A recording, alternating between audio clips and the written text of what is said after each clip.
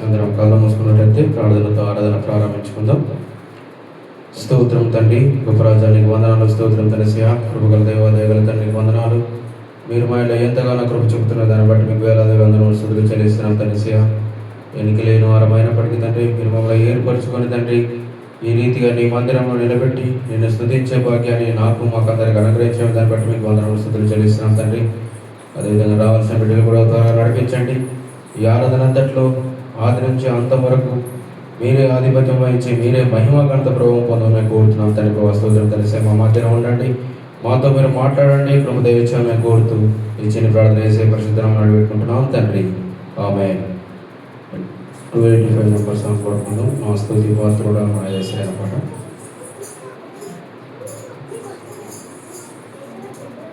నా స్తుతి పాత్రుడా నా యేసయ్యా,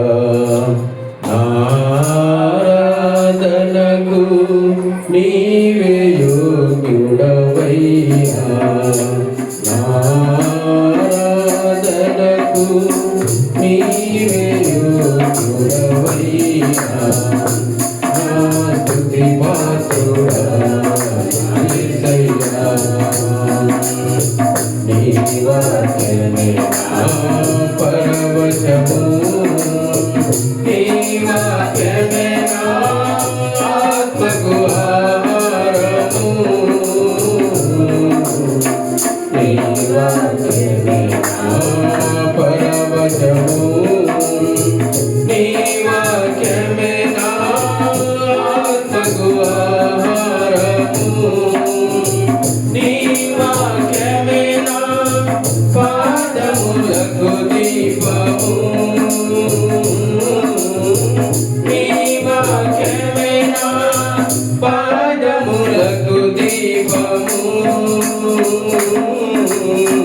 నీ వాక్యమే నా పాదములకు దీపము, నా స్తుతి పాత్రుడా నా యేసయ్యా, ఆరాధనకు నీవే యోగ్యుడవయ్యా, ఆరాధనకు నీవే యోగ్యుడవయ్యా, నా స్తుతి పాత్రుడా నా యేసయ్యా, నీ కృపయే నా ఆశ్రయము, నీ కృపయే నా ఆత్మకు అభిషేకము, నీ కృపయే నా ఆశ్రయము, నీ కృపయే నా ఆత్మకు అభిషేకము, నీ కృపయే నా జీవనాధారము,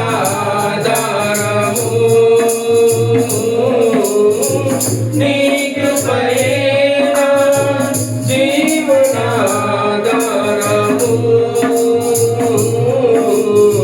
నీ కృపయే నా జీవనాధారము, నా స్తుతి పాత్రుడా నా యేసయ్యా, ఆరాధనకు నీవే యోగ్యుడవయ్యా, నా స్తుతి పాత్రుడా నా యేసయ్యా. Praise the Lord. Songs book నుంచి 44 నెంబర్ సాంగ్, ఇంతకాలం కాచిన కృపయే నన్ను ఆదరించే పాట పాడుకుందాం. అందరం కలిసి పాడుకుందాం, మాతో పాటు కలిసి పాడండి. అది చప్పట్లు కొట్టండి, చప్పట్లు కొడుతూ పాడుకుందాం. ఇంతకాలం కాచిన కృపయే ఇంతకాలం కాచిన కృపయే నన్ను ఆదరించెనులే, నన్ను బలపరచెనులే, ఇంతకాలం కాచిన కృపయే నన్ను ఆదరించెనులే, నన్ను బల బలపరచెనులే. యేసయ్యా యేసయ్యా యేసయ్యా యేసయ్యా యేసయ్యా యేసయ్యా యేసయ్యా యేసయ్యా ఇంతకాలం కాచిన కృపయే నన్ను ఆదరించెనులే. నన్ను బలపరచెనులే. ఇంతకాలం కాచిన కృపయే నన్ను ఆదరించెనులే. నన్ను బలపరచెనులే. చీకటి ఛాయలోడి కృంగిన వేళలో చెదరిన గుండెలలో అలసిన వేళలో నా కన్నా తండ్రివై నన్ను తుడిచావయ్యా. నా కన్నా తల్లివై నన్ను ప్రేమించావయ్యా. నా కన్నా తండ్రివై కన్నీరు తుడిచావయ్యా. నా కన్నా తల్లివై నన్ను ప్రేమించావయ్యా. యేసయ్యా యేసయ్యా యేసయ్యా యేసయ్యా యేసయ్యా యేసయ్యా యేసయ్యా ఇంతకాలం కాచిన కృపయే నన్ను ఆదరించెనులే. నన్ను బలపరచెనులే. ఇంతకాలం కాచిన కృపయే నన్ను ఆదరించెనులే. నన్ను బలపరచెనులే. కలువరి సిలువలో కాచిన రక్తములో పాపము కడిగితివి. పవిత్రపరచితివి. కలువరి సిలువలో కాచిన రక్తములో పాపము కడిగితివి.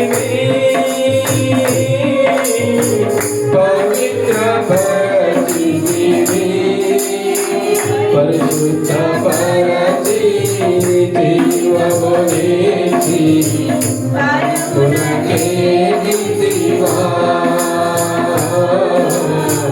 నీతో నన్ను చేర్చుటకు పరిశుద్ధపరచి జీవమునిచ్చి పరమునకేదివా.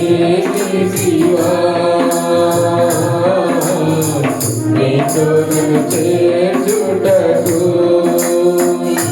యేసయ్యా యేసయ్యా యేసయ్యా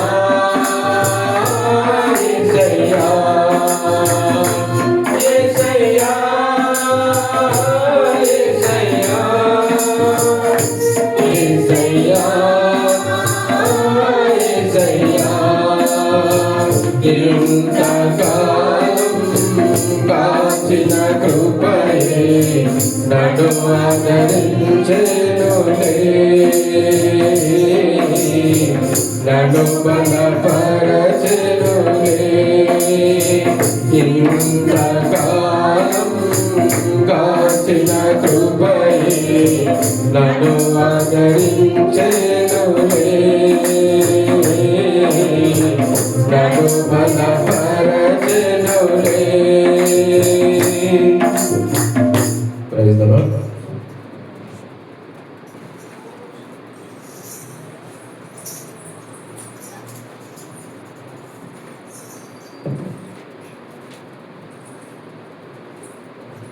దేవుని నామంలో అందరికీ వందనాలు. ఆరాధన కొరకు నిశ్చయవాడు కీర్తనలు 33వ కీర్తన 13వ వచనం నుంచి 22వ వచనం వరకు నేను ఒక వచనం మీరు ఒక వచనం చదువుదాం. రెండో భాగం. యెహోవా ఆకాశములో నుండి కనిపెట్టుచున్నాడు, ఆయన నరులందరినీ దృష్టించుచున్నాడు.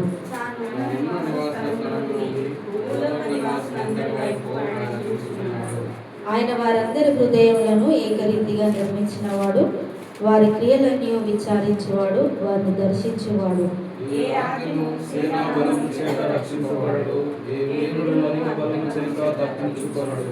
రక్షించుటకు గుర్రము అక్కడికి రాదు, అది దాని విశేష బలము చేత మనుషులను తప్పింపజాలదు.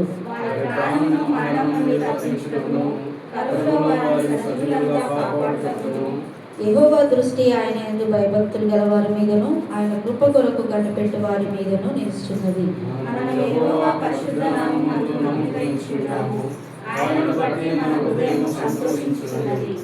మన ప్రాణము యెహోవా కొరకు కనిపెట్టుకొనుచున్నది, ఆయనే మనకు సహాయమును మనకు కేడమునై ఉన్నాడు.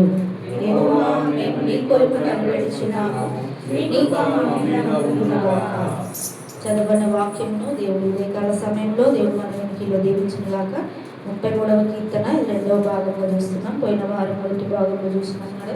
దేవుణ్ణి మనం ఎలా స్తుతించాలి, దేవుణ్ణి మనం ఎలా ఆరాధన చేయాలి, ఆయన ఎలాంటి వాడు అనే విషయాలు మనం చూస్తున్నాం కదా. ఆయన మనకు దేవుడు ఉన్నాడు కాబట్టి మనకు ధన్యులుగా చేశాడు. ఆయన తన స్వాస్యముగా దేవుడు మనల్ని ఏర్పాటు చేసుకున్నాడు కనుక అందుని బట్టి మనం దేవుడిని స్తుతించాలి, దేవుడిని ఆరాధించాలి అని చూసాం. కనుక దేవుని యొక్క మాటకున్న శక్తి ఎంత గొప్పదో పోయిన వారం మనం జ్ఞాపకం చేసుకున్నాము. అదేవిధంగా మనం ఎలా స్తుతించాలి అంటే సితారాతో యెహోవాను స్తుతించాలి.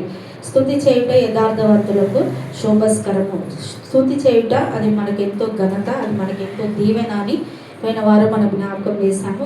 ఈ రెండో భాగంలో మనం చూస్తే కనుక దేవుడు ఎలాంటి వాడు, ఆయన ఏం చేయగలడు, దావీదు తన జీవితంలో దేవుడు ఎలా తనను దర్శించాడు, ఏం చేశాడు అనే విషయాన్ని ఇక్కడ జ్ఞాపకం చేస్తూ ఉన్నాడు.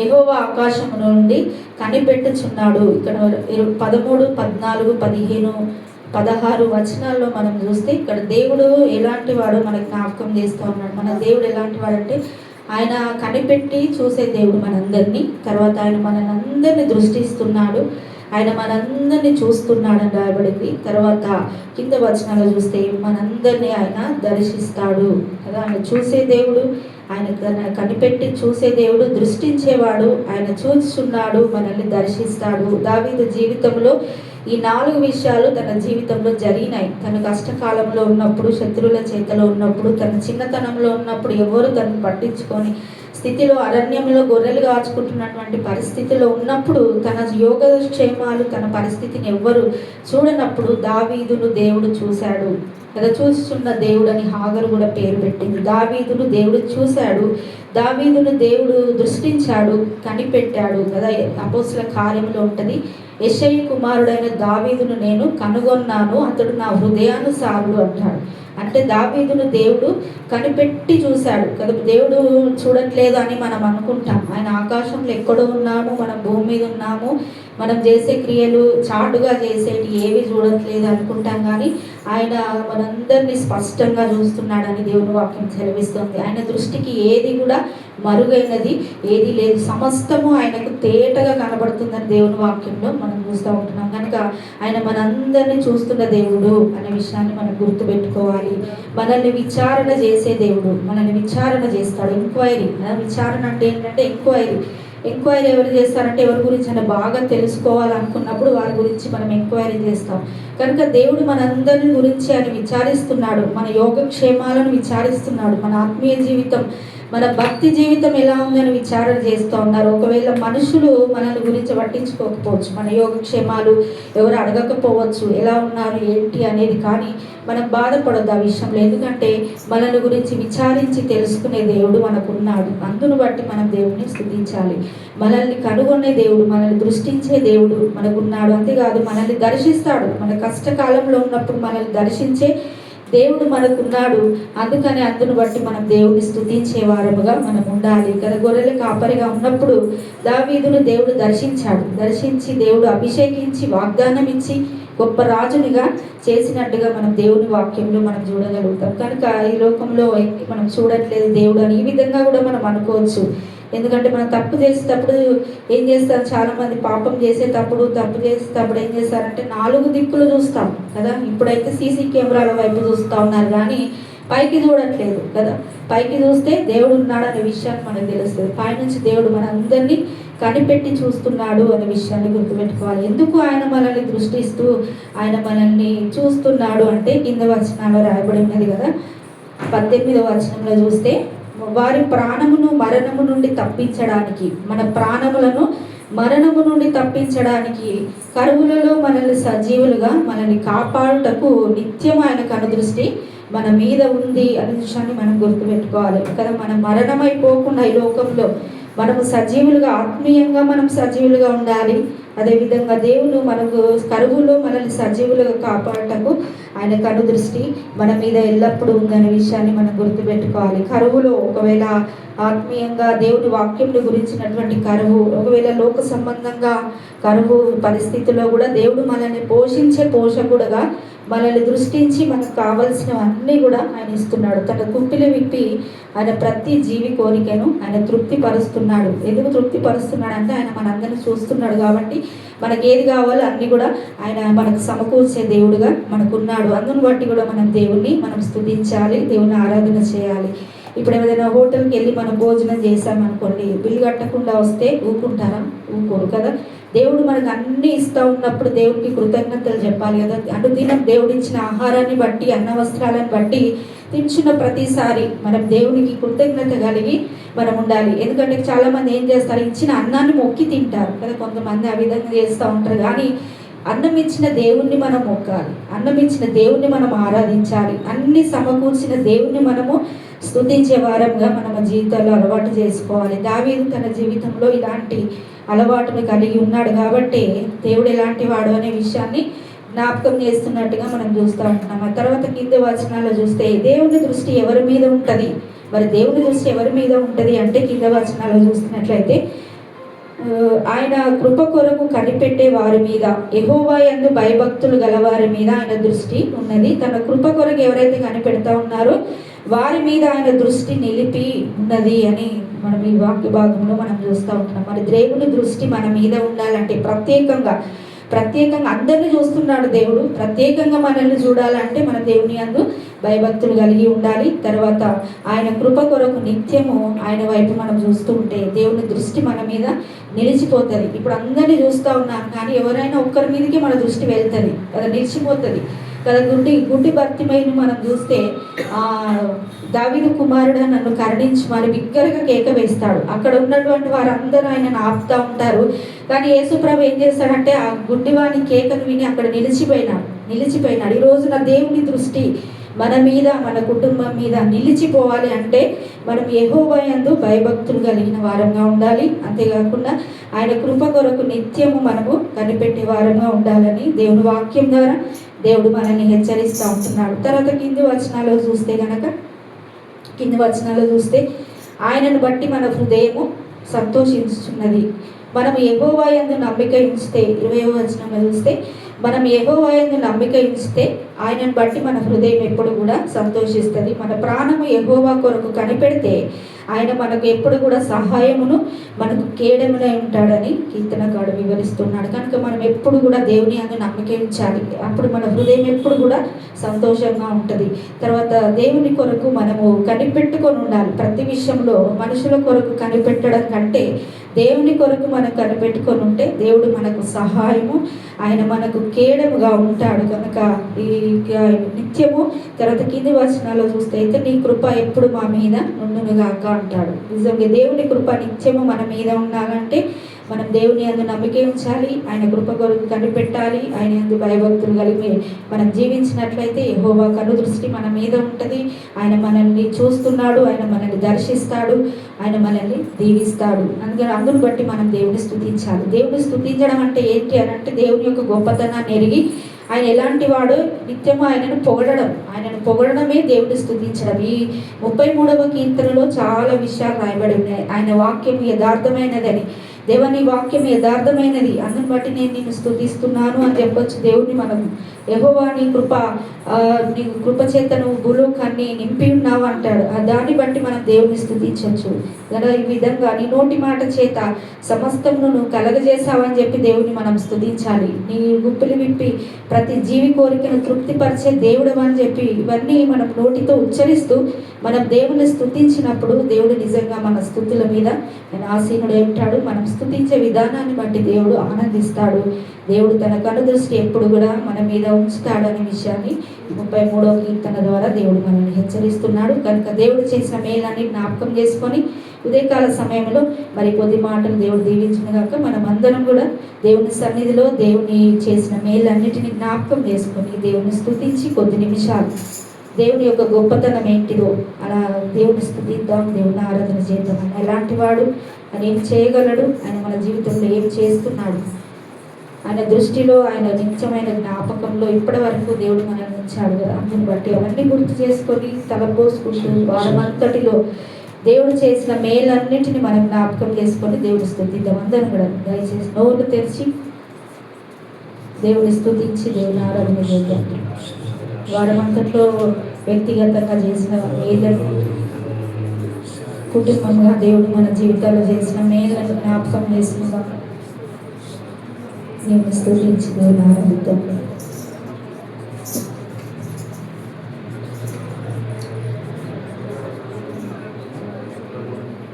స్తుతించండి అందరూ కూడా స్తుతించండి. దేవుడు మనల్ని స్వాస్థ్యముగా దేవుడు మనం ఏర్పాటు చేసుకున్నాడు.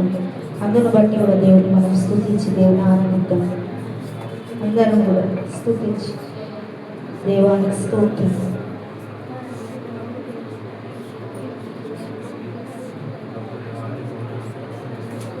స్తోత్రం స్తోత్రం స్తోత్రం.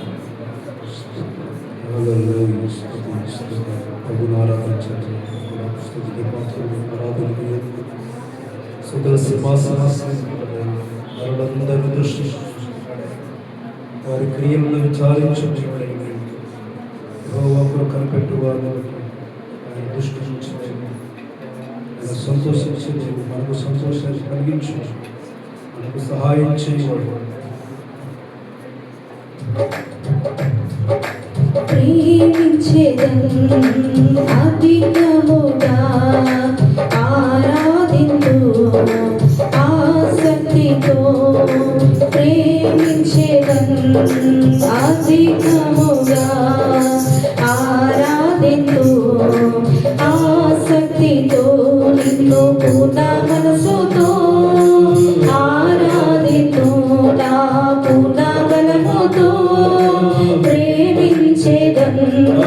పూర్ణ మనసుతో ఆరాధింతు నా పూర్ణ బలముతో, ప్రేమించేదన్ ఆరాధన ఆరాధన ఆరాధన ఆరాధన ఆరాధన ఆరాధన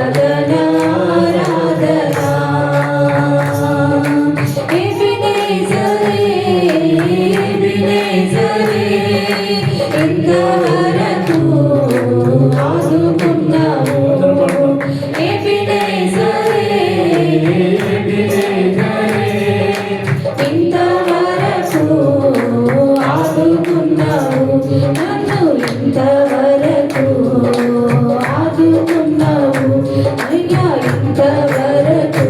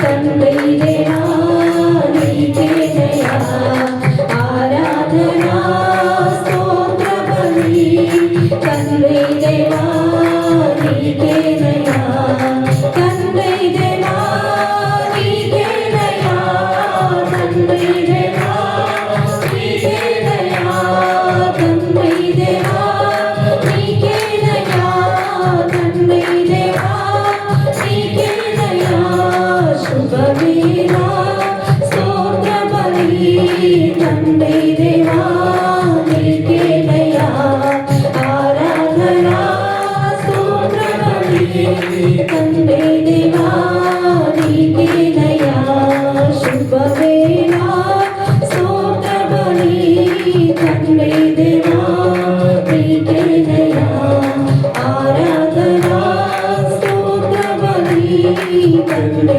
దేవా నీకేనయ్యా. హల్లెలూయా. అందరూ కూడా మోకరించి వ్యక్తిగతంగా ప్రేరేపించబడిన వారు దేవుని స్తుతించి దేవుని ఆరాధించండి.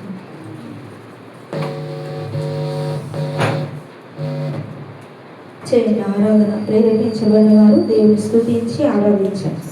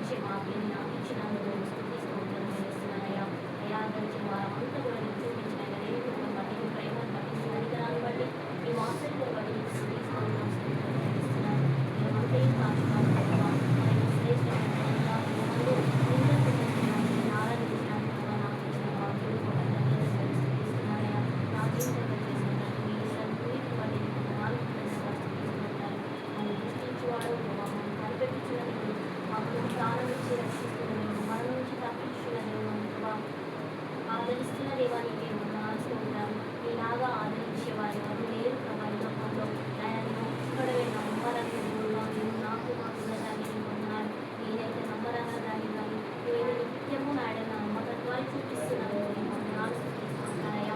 నీ ప్రేమ చేతనే నీ కృప చేతనే బ్రతికిస్తున్నానే వారి వందనాలు ప్రభా. ఈ భయంకరమైన రూపంలో ప్రభానైనా క్షేమాన్ని కావుదలను ప్రేమను అనుగ్రహిస్తూ ఐరారోగ్యాలను అనుగ్రహిస్తూ అంగవస్త్రం అనుగ్రహిస్తున్న దాన్ని నీకు వందనాలు. పరలోకమందు చేరి నీ నివాస స్థలము నుండి ప్రభా అయా నన్ను మమ్మల్ని సృష్టించుకున్న దేవుడు ప్రభా. నీ అందు భయభక్తులు గల వారి అందు ప్రభా నీ కృప కొరకు కనిపెట్టు వారి అందు నువ్వు సృష్టించుకున్నావు. సృష్టిస్తున్న దేవానికి స్తుతిస్తూ దర్శిస్తున్నానయ్యా. మమ్మల్ని ఆదరించే దేవుడు అయ్యా. నీ అందు నమ్ముకున్న వారిని సంతోషింపచేసే దేవుడు ప్రభా. మా హృదయంలో ఆనందం సంతోషం ఉంది అంటే ప్రభా కేవలం మీ నామమును బట్టి మాత్రమే మాకు సంతోషం తప్ప ఈ లోకంలో ఏ ఆనందం ఏ సంతోషము అయ్యా మమ్మల్ని ఆదరించలేదు ప్రభా, ప్రేమించలేదు ప్రభా. మేము దాని అందు సంతోషించలేము కానీ ప్రభా కేవలం మీ నామాన్ని బట్టి మేము సంతోషించగలుగుతాము. మీ నామాన్ని బట్టి ప్రభా మేము ఉత్సహించగలుగుతున్నాం తండ్రి. నీకు వందనాలు ప్రభా. మీ నామాన్ని బట్టి మాకు ధైర్యము ప్రభా అయ్యా నెమ్మది సంతోషం ఇస్తున్న దేవానికి వందనాలు చెల్లిస్తున్నాం.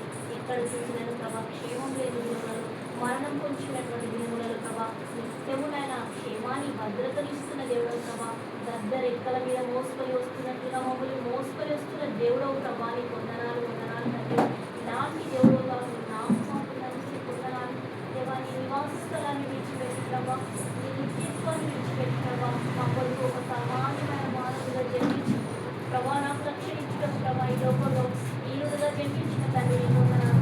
నా కొరకు ప్రభా దరిద్రులుగా జన్మించి ప్రభా అయా మరణించిన దేవుడు ప్రభా నీ పరిశుద్ధమైన రక్తం చేత నా పాపములను నా దోషములను శాశ్వతమైన మరణం నుంచి నన్ను తప్పించి ప్రభా నీ పరలోకానికి అర్హత ఇచ్చిన దేవుడు తండ్రి నీకు వందనాలు.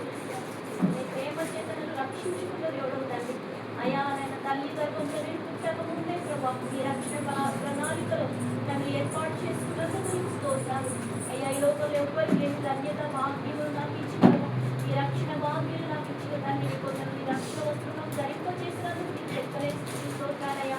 ఏమి లేని నా బ్రతుకు అన్ని అనుగ్రహించిన దేవుడు ధరించిన కుటుంబము ప్రతి ప్రభావం నీకు వందనాలు స్తుతి స్తోత్రాలు ప్రభా. నా కుటుంబంలో చేసిన ప్రతి మేలును బట్టి స్తుతిస్తున్నాను.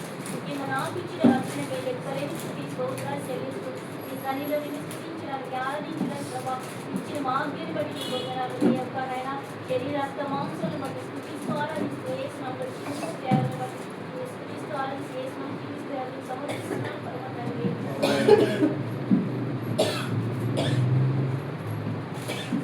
ఒక క్షణ సమయములో నశించు నా జీవితం, ఒక క్షణ సమయములో నశించు నా జీవితం.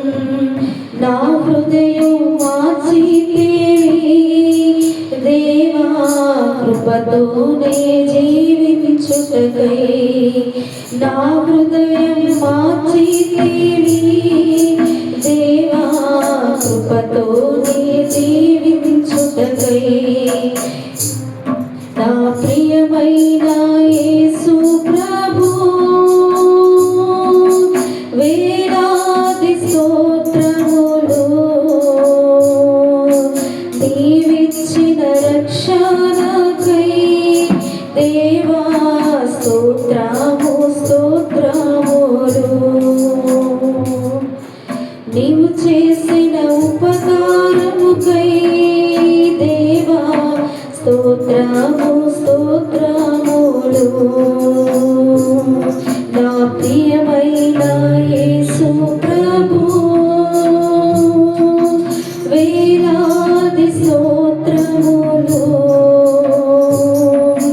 నీవు చేసిన ఉపకారముకై దేవా స్తోత్రము స్తోత్రములు. నీవిచ్చిన రక్షణకై దేవా స్తోత్రము స్తోత్రములు. నా ప్రియమైన యేసు ప్రభు. పరిశుద్ధుల ప్రేమ నమ్మకం కలిగిన మా ప్రియ పరలోకపు తండ్రి, మీ ఘనమైన నామాన్ని బట్టి దేవా మీకు వందనాలు స్తోత్రాలు చెల్లిస్తుంటున్నాము ప్రభా. నన్ను మిమ్మల్ని ప్రేమించి మీరు మాకు ఇచ్చిన తండ్రి పరిశుద్ధ పునరుద్ధాన దినం బట్టి మీకు వందనాలు స్తోత్రం చెల్లిస్తుంటున్నాము తండ్రి.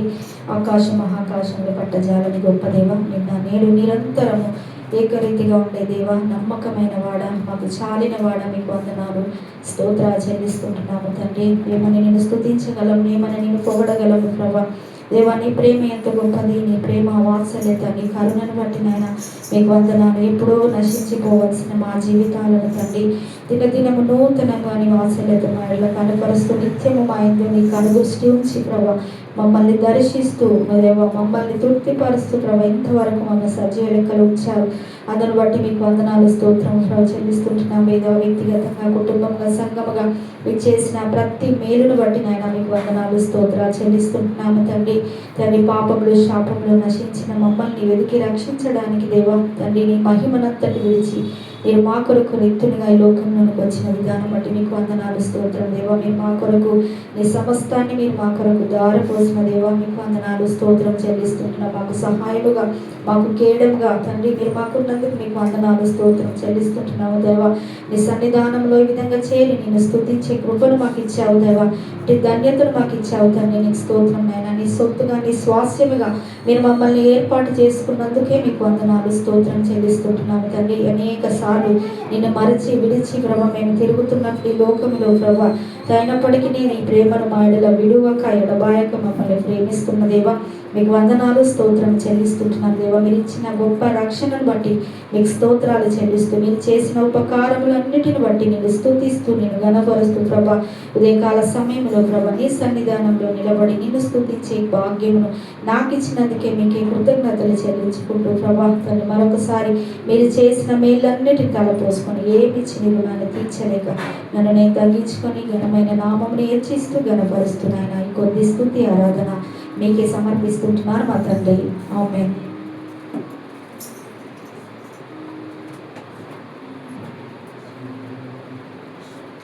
పరిశుద్ధ భోజన సహవాసంలో పాల్గొనదాం. నమ్మి బాప్తీసం పొందిన వారు ప్రార్థన పూర్వకంగా సిద్ధపడదాం.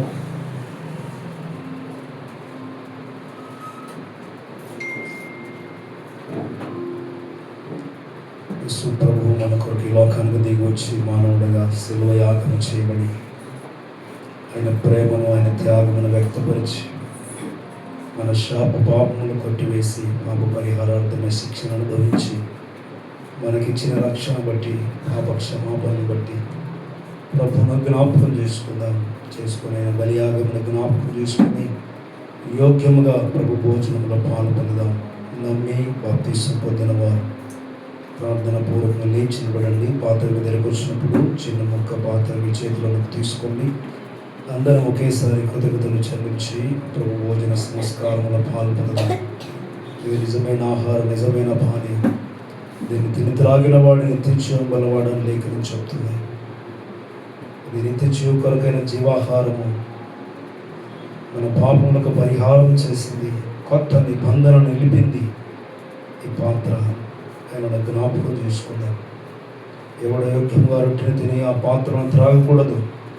యోగ్యముగా ప్రభు యొక్క శరీర రక్త మాంసంలో పాలు పొందాలి అంటే మనం విమర్శించుకోవాలి, పరీక్షించుకోవాలి. ఏదైనా లోపం, విధేయత, బలహీనత ఉంటే ఒప్పుకొని విడిచిపెట్టి యోగ్యముగా ప్రభువుని సమీపిస్తాం. ఇది దేవుని యొక్క కొత్త నిబంధన పాత్ర. యోగ్యముగా పాలు పొందుదాం. నమ్మి బాప్తీసం పొందిన లేచి నిలబడండి. పాత్ర దగ్గరికి వచ్చినప్పుడు చిన్న ముక్క పాత్ర చేతులకు తీసుకోండి. ఇది ఆయన శరీరమైన రక్తం. నీ రక్తధారలేలా పాపికాశ్రయమించును. నీ రక్తధారలేలా పాపికాశ్రయమించును. పరిశుద్ధ తండ్రి పాపిని కాడి పవిత్ర పరచు. పరిశుద్ధ తండ్రి పాపిని కాడి పవిత్ర పరచు. నీ రక్తమే నన్ను శుద్ధీకరించు.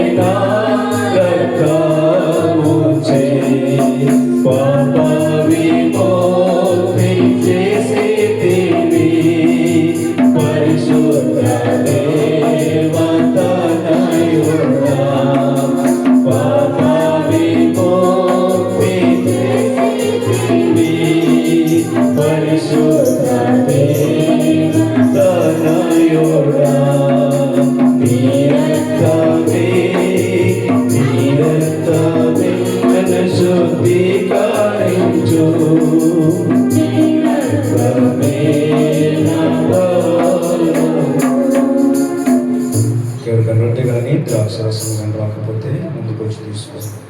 ఇది ఆయన శరీరము, ఆయన రక్తం. మన కొరకు ఆయన దేహం కొట్టబడింది, చీల్చబడింది. ఆయన వీపు మీద మన శిక్షను భరించాడు, మనకు రక్షణ ఇచ్చాడు. ఆయన పొందిన దెబ్బల చేత మనకు స్వస్థత కలిగింది. అంతేకాదు మన పాపముల కొరకు ఆయన రక్తం చిందించాడు. ఆయన రక్తంతో ప్రతి పాపను తుడిచాడు. రక్తం పవిత్రులుగా చేసింది, నీతిమంతులుగా చేసింది.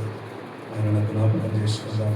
పరిశుద్ధుడా, మహోన్నతుడా, దేవానికి స్తుతి. ఇదిగో రొట్టెను పవిత్రపరచు, మీ శరీరం మలుచు, ద్రాక్షారసమును పవిత్రపరచు, మీ రక్తంగా మలుచుమని ప్రార్థిస్తున్నాం. అయినా జీవాహారమును మాకు అనుగ్రహించే స్తోత్రాలు. అయినా మా ఎడల చూపిన కృపా వాత్సల్యతను బట్టి, మీ ప్రేమను బట్టి మీకు స్తోత్రాలు. మా తండ్రి, మా స్థానంలో మీరు బలి అయ్యి శిక్షను అనుభవించి మాకు ఇచ్చిన రక్షణను బట్టి మేము స్తుతిస్తున్నాం. మాకు ఇచ్చిన యోగ్యతను బట్టి మీకు స్తోత్రం. పాప క్షమాపణను బట్టి మీకు స్తుతులు ప్రభు. మీ సన్నిధిలో ఉండే కృపా ధన్యత మాకు ఇచ్చినందుకే స్తుతులు. అయినా కొండ బిడ్డలందరూ కూడా బలపరిచి యోగ్యమైన రీతిలో పరిశుద్ధ భోజనముల సంస్కారముల పాలు పొందుటకు సాయించింది. మీకు కృతజ్ఞతలు చెల్లించి యేసు నామమున ప్రార్థన చేస్తున్నాను మా తండ్రి. ఆమేన్. అందరికీ రొట్టెలు పూజిస్తాం. అదేవిధంగా పాత్రవంతులాగా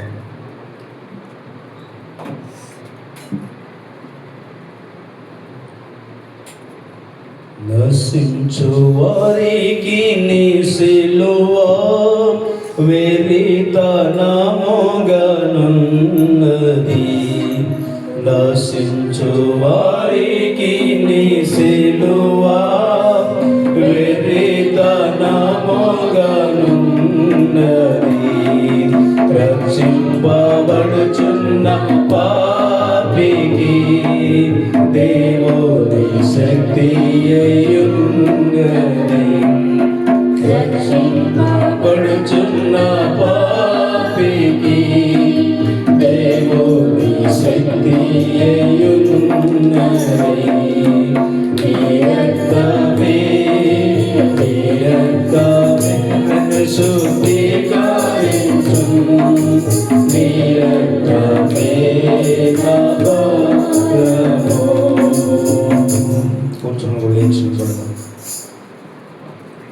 కూర్చున్న కూడా లేచినబడి ప్రభుకు ప్రార్థన చేద్దాం. ప్రభు మన కొరకు సెలవు యాగం చేసి మన పాపం కొరకు బలి అయ్యాడు, రక్తం చిందించాడు. ఆయన విమోచన క్రయధనము చెల్లించాడు. మన పాపముల కొరకే ఆయన మూతపడ్డాడు, గాయపరచబడ్డాడు. అయితే మన పాపములు ఒప్పుకుంటే నీతిమంతులుగా పరిశుద్ధులుగా చేస్తాడు. ఇంకా రక్షించబడడం చాలా ప్రాముఖ్యత. స్వతంత్రించుకోండి. పరిశుద్ధపరచబడిన వారి దేవుని ప్రజలు, దేవుని సన్నిధిలో ఉండడానికి యోగ్యులు కనుక ఇంకా రక్షణ మౌన మనసు లేకుండా, పాప క్షమాపణ లేకుండా బ్రతుకుతున్న వారు ప్రభు పాదాలు పట్టుకొని మారు మనసు పొంది బాప్తిసం పొందండి. రక్షించబడ్డ వారు అంధేయులుగా ఉండకండి, అభివృద్ధులుగా ఉండకండి. ప్రభు సమీపిస్తున్నాడు. ప్రభుకు యోగ్యులుగా కనబడాలి. కనబడకపోతే యజమానులు వచ్చినప్పుడు మన క్రియలు సరిగా లేకపోతే ఆయన నాశనం చేస్తాడు. దేవుని వెళ్ళాలి. నశించిన దాన్ని వెతికి రక్షించడానికి మనుషు కుమారుడు వచ్చాడు. మన పాపం విడిచిపెట్టి, అవిధేయతను విడిచిపెట్టి ప్రభుకు సమీపంగా బ్రతుకున్నాం. లోకంలో ఎందరో నశించిపోతున్నారు. వారి కొరకు ప్రార్థన చేద్దాం. పరిశుద్ధుడా, మహోన్నతుడా, శక్తిమంతుడా, నీకు స్తోత్రం. ఎంతవరకు సన్నిధించినందుకే వందనాలు తండ్రి. నీకు స్తోత్రం. మహోన్నతుడా, నీకు స్తోత్రం. నీ పరిశుద్ధ భోజనముల పాలు పొందే కృపను మాకు ఇచ్చారు. ఎన్నికలేని మాకు నీ రక్తం చేత, నీ క్రయధనము చేత, నీ బలియాగము చేత మాకిచ్చిన విమోచన పరిశుద్ధతకై స్తోత్రం. అర్హతను బట్టి స్తుతిస్తున్నాం. నేను ఇంకా రక్షణ ఇవ్వడు, రక్షణ మారు మనసును ప్రసాదించు. రక్షించబడి కూడా బలహీనతలు, అవిధేయతలో ఉన్న వారిని జ్ఞాపకం చేసుకొని వారి పరిపూర్ణంగా చేయమని ప్రార్థిస్తున్నాం. కృప చేత నింపండి. ఇంకా సంఘం వెలుపు నశించిపోతున్న వారందరికీ రక్షణ ప్రసాదించు. నీవే నిజమైన దేవుడిని తెచ్చుగల వాడు ఎరుగుటకు సాధించి కృప చేత నింపమని ఎంతో విసర్జించి కృతజ్ఞతలు చెల్లించి యేసునామమున ప్రార్థన చేస్తున్నాను మా తండ్రి. ఆమేన్. నిలబడినప్పుడు పాట పాడుకున్న ప్రభుకు మన కానుకలు నరపలు సమర్పిస్తాం. నా ప్రాణ ప్రియుడ యేసురాజు అర్పిస్తున్న నా హృదయార్పణ అన్న పాట పాడుతున్నప్పుడు 84 నంబర్ పాట ప్రభువు మన కానుకలు అర్పులు ప్రభువు సమర్పిద్దాం. అద్భుత కరుణాలోచన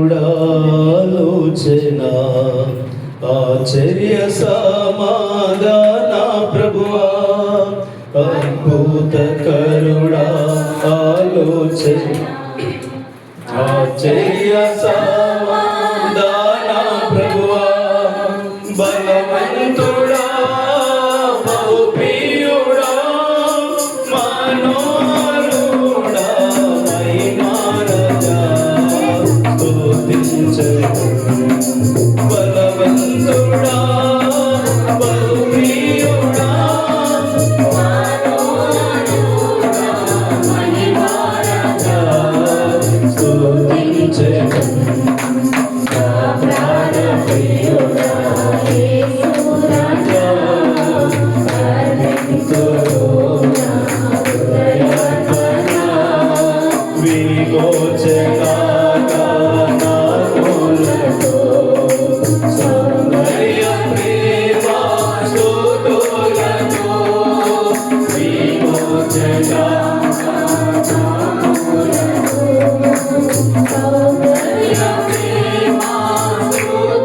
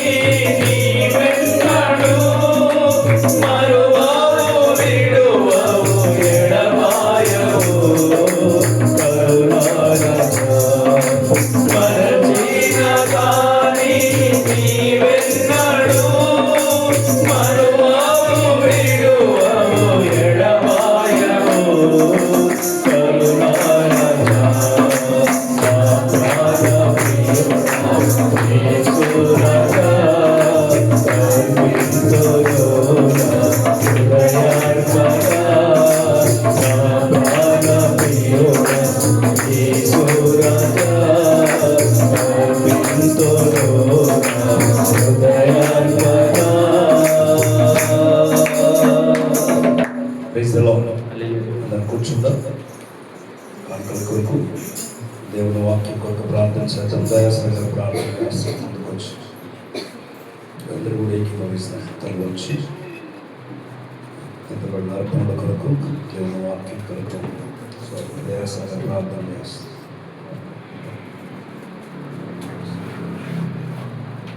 ప్రార్థన చేసుకుంటాం.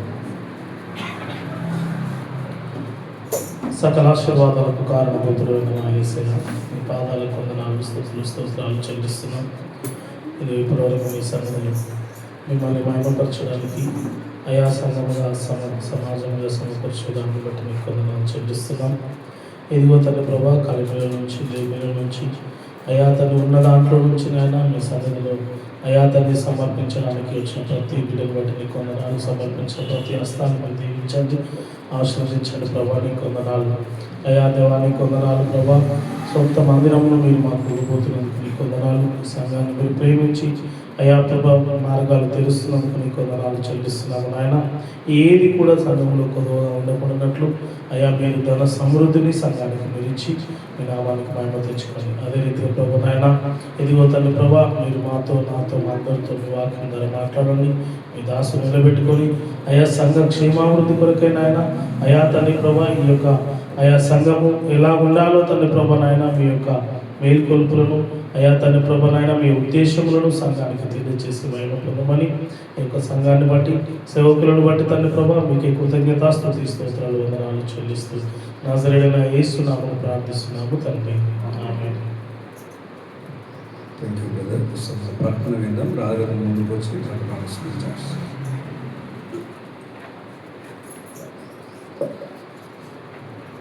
సంఘ ప్రార్థన గమనిద్దాం. ప్రతి ఆదివారం ఉదయం ఆరాధన సమయం 9:30 గంటలకు ఆరాధన ప్రారంభించబడుతుంది. అందరూ సమయానికి వచ్చి ఆరాధనలో పాల్గొనవలసిందిగా మనం చేస్తున్నాను. ప్రతి నెల మొదటి మరియు 3వ మంగళవారాల్లో స్త్రీల సహవాస కూడిక సాయంత్రం 7:30 గంటలకు ఆన్లైన్ ఫోన్ ద్వారా ఉంటుంది. స్త్రీలందరూ పాల్గొనవలసిందిగా మనం చేస్తున్నాను. ప్రతి మొదటి మరియు 3వ మంగళవారం రోజు ప్రతి శుక్రవారము సంఘ ప్రార్థనలు సాయంత్రం 7:30 గంటలకు ఆన్లైన్ ఫోన్ ద్వారా ఉంటుంది. అందరూ పాల్గొనవలసిందిగా మనం చేస్తున్నాను. అనారోగ్యంతో ఉన్న వారి కొరకు ప్రార్థన చేయండి. వారి పేర్లు పురుషోత్తం, ఎస్తేరమ్మ, వినోదమ్మ, పరమేష్, రియాన్, బసవయ్య, మాధవి, మరియమ్మ, ఈశ్వరమ్మ, బాలయ్య, లక్ష్మి, చంద్రకళ, రాజరత్నం, జ్యోతి, మనమ్మ, శీలమ్మ, స్వామిదాస్. మందిర స్థలము, పరిచర్య అభివృద్ధి, ఆర్థిక విషయాల కొరకు ప్రార్థన చేయండి, సహకరించండి. రక్షణ భాగస్వం లేని వారి కొరకు, వెనకబడుతున్న కుటుంబాల కొరకు ప్రార్థన చేయండి, మందిరానికి నడిపించండి. పిల్లల చదువుల కొరకు, ఆర్థిక విషయాల కొరకు ప్రార్థన చేయండి. ప్రతి నెల దశభాగము, కానుకలు, కృతజ్ఞతార్పణలు పరిచర్య నిమిత్తమై అర్పించి దైవ దీవెనలు పొందండి. ఈ కొద్ది ప్రకటనలు దీవించిన వారు. ఆమేన్. సాక్ష్యం చెప్పేవాళ్ళు ఉన్నారు ఎవరన్నా? సాక్ష్యం చెప్పేవాళ్ళకి అవకాశం ఎవరు లేకపోతే జీవ ప్రత్యేకమైన పాట పాడు.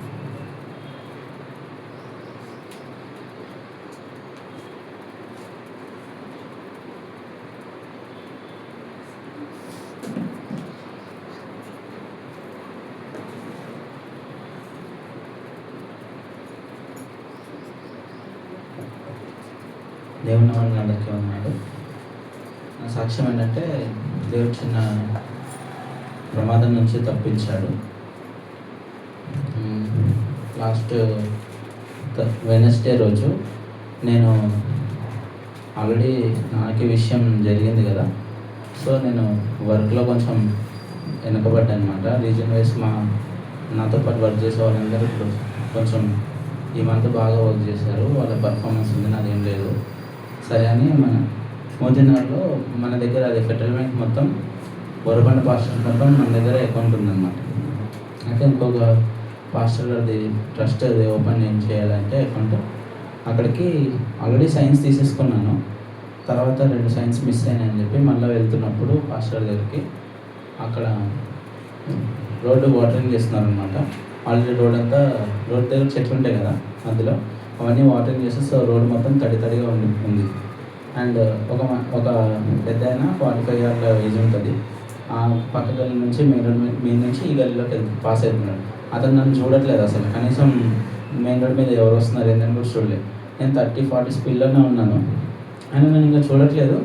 నేను దగ్గరికి వెళ్ళిపోయాను ఆయన దగ్గరికి. సరే చూస్తే కొంచెం ఫాస్ట్గా మూవ్ అవుతాడు అనుకున్నాను, కానీ అసలు రోడ్ మీద స్టిల్ అయినట్టు స్లోగా వెళ్తున్నాడు.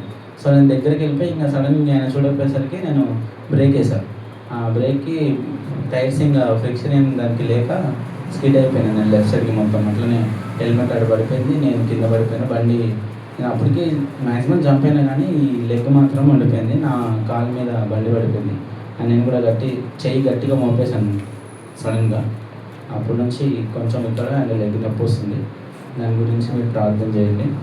దేవుడు పెద్ద ప్రమాదం నుంచి తప్పించినందుకు దేవుడికి వందనాలు. అండ్ ఇంకా వెహికల్స్ కూడా ఏం రాలేదు. అండ్ నేను స్పీడ్లో కూడా ఎక్కువ కూడా లేను. సో దేవుడు కూడా నాకు ఎంతో మేలు చేశాడు. ఈ చిన్న సాక్ష్యం దేవుడు దీవించిందాక. ఆమేన్. అండ్ ఈరోజు మార్నింగ్ కూడా అమ్మమ్మ నిన్న నైట్ నేను డ్యూటీ నుంచి నిన్న నాకు లేట్ అయింది. అప్పటికే ఫోన్ చేశాను నేను, ఏమైంది అమ్మమ్మ చిన్నగా మాట్లాడుతున్నావు, నేను ఇట్లా వేరే వాళ్ళ దగ్గరికి వెళ్ళి వస్తున్నానంటే, అప్పుడు ఇంటికి వచ్చిన తర్వాత నాకు తెలిసిన విషయం అంటే ఆమె ఆల్రెడీ నిన్న సాయంత్రం అదే అరౌండ్ 9 ఆ టైంకి మా పండుగ వచ్చింది ఇంటికి. సో మార్కెట్కి దేని గురించి అని బయటకు వెళ్దాం అనుకుంది. ఆ మెట్ల దగ్గర అక్కడక్కడే ఆమె సడన్గా స్లిప్ అయ్యి ఆమె పడిపోయింది. ఇప్పుడు చర్చ్ అయిపోయిన తర్వాత ఎక్స్రే తీయించాలి. ఎక్స్రే తీయించినప్పుడు ఎలాంటి ఫ్రాక్చర్ అవ్వలేదు అన్నట్టుగా రావాలని ప్రార్థన చేయండి. తనకు కూడా చాలా పెయిన్ ఉంది. నైట్ అయితే అసలు పడుకోలేకపోయింది. గట్టి అరిచేస్తుంది ఆ పెయిన్కి. సో మీరు కూడా తనని ప్రార్థనలో పెట్టుకోండి. ఇచ్చిన ప్రార్థన రిక్వెస్ట్ అండ్ సాక్ష్యం నిర్వహించిన కానీ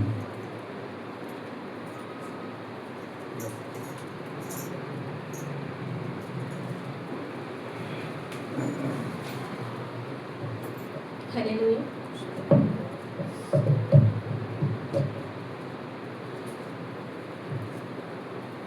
శరీరారెవ్వరు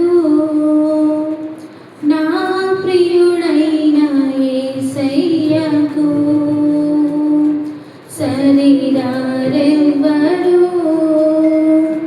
నా ప్రియుడైన యేసయ్యకు, సర్వము నెరిగిన సర్వేశ్వరునికి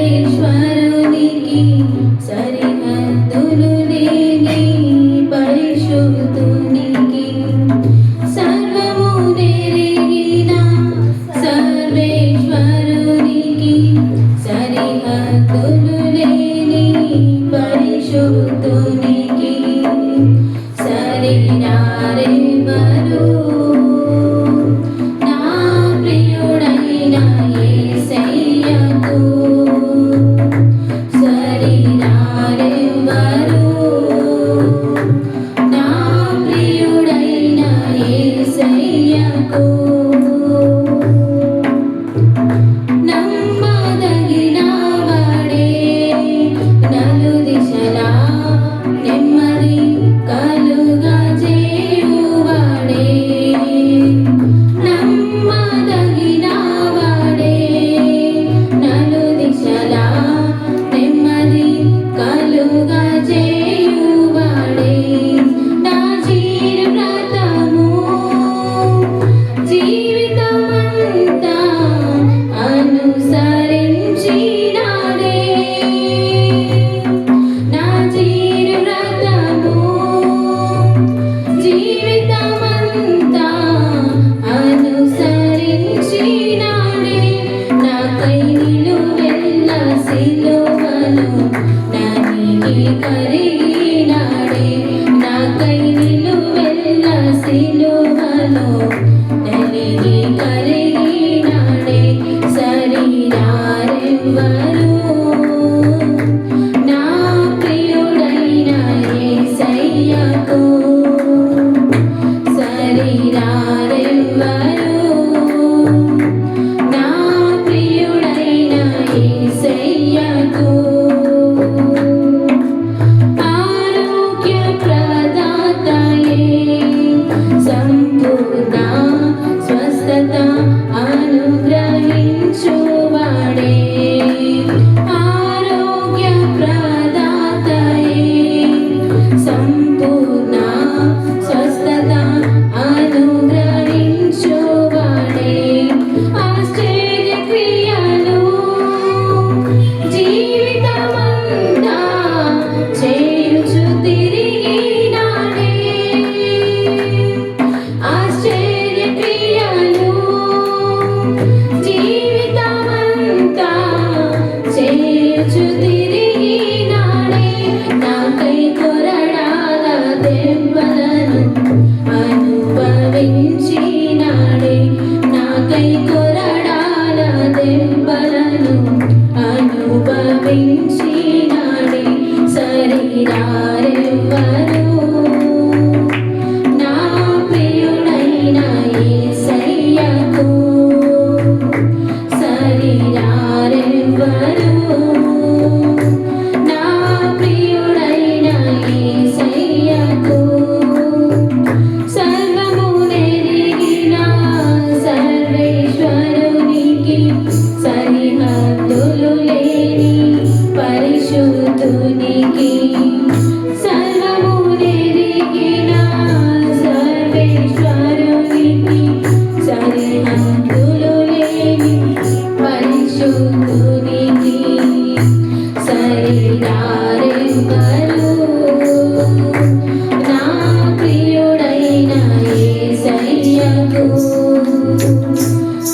దగ్గరికి రారెవ్వరు నా ప్రియుడైన యేసయ్యకు. హల్లెలూయా. గట్టిగా చప్పట్లు కొట్టి పెడతాం.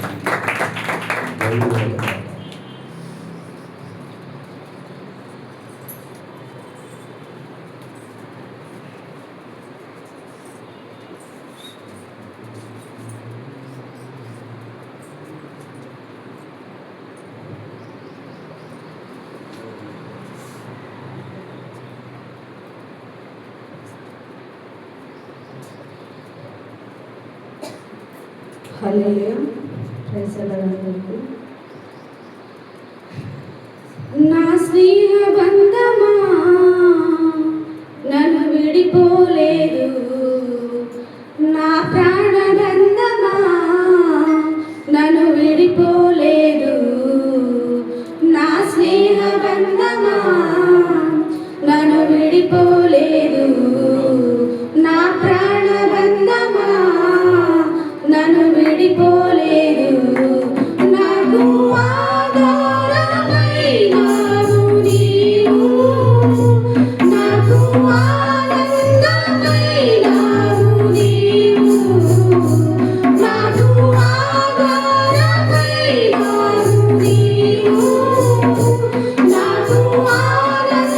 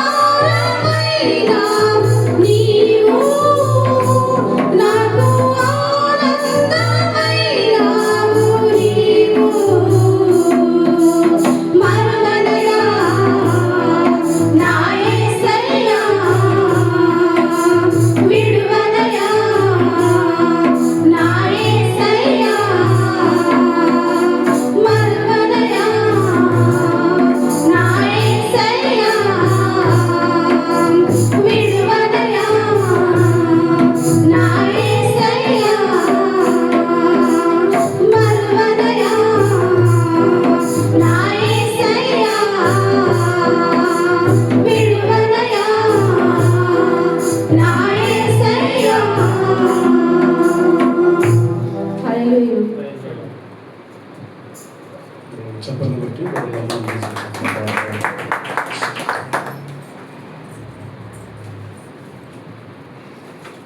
దేవుని పరిశుద్ధ నామానికి మహిమ కలుగును గాక. దేవుని వాక్యాన్ని ధ్యానం చేసుకున్నాం.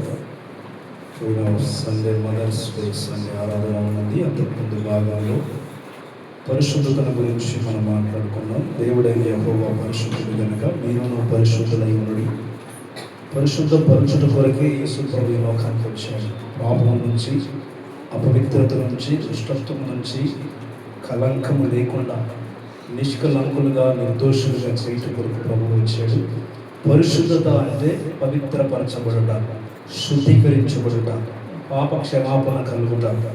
కనుక అపవిత్రత, దుష్కార్యములు, దుష్టత్వము, అవిధేయత లేకుండా పవిత్రతను సూచిస్తుంది పరిశుద్ధత. కనుక దేవుని ప్రజలైన మనకు పరిశుద్ధతే ప్రాముఖ్యమైనది అనే విషయాన్ని జ్ఞాపకం చేస్తున్నాను. మనం ఆరాధించే దేవుడు పరిశుద్ధుడు. అందుకే పైన పాఠంలో మనం నేర్చుకున్నాం. మనల్ని పరిశుద్ధమైన పిలుపుతో ఆయన పిలిచారు. దేవుడు పరిశుద్ధుడు. మనము ఆరాధిస్తున్న ఆరాధన పరిశుద్ధమైనది, ఆయన సన్నిధి పరిశుద్ధమైనది.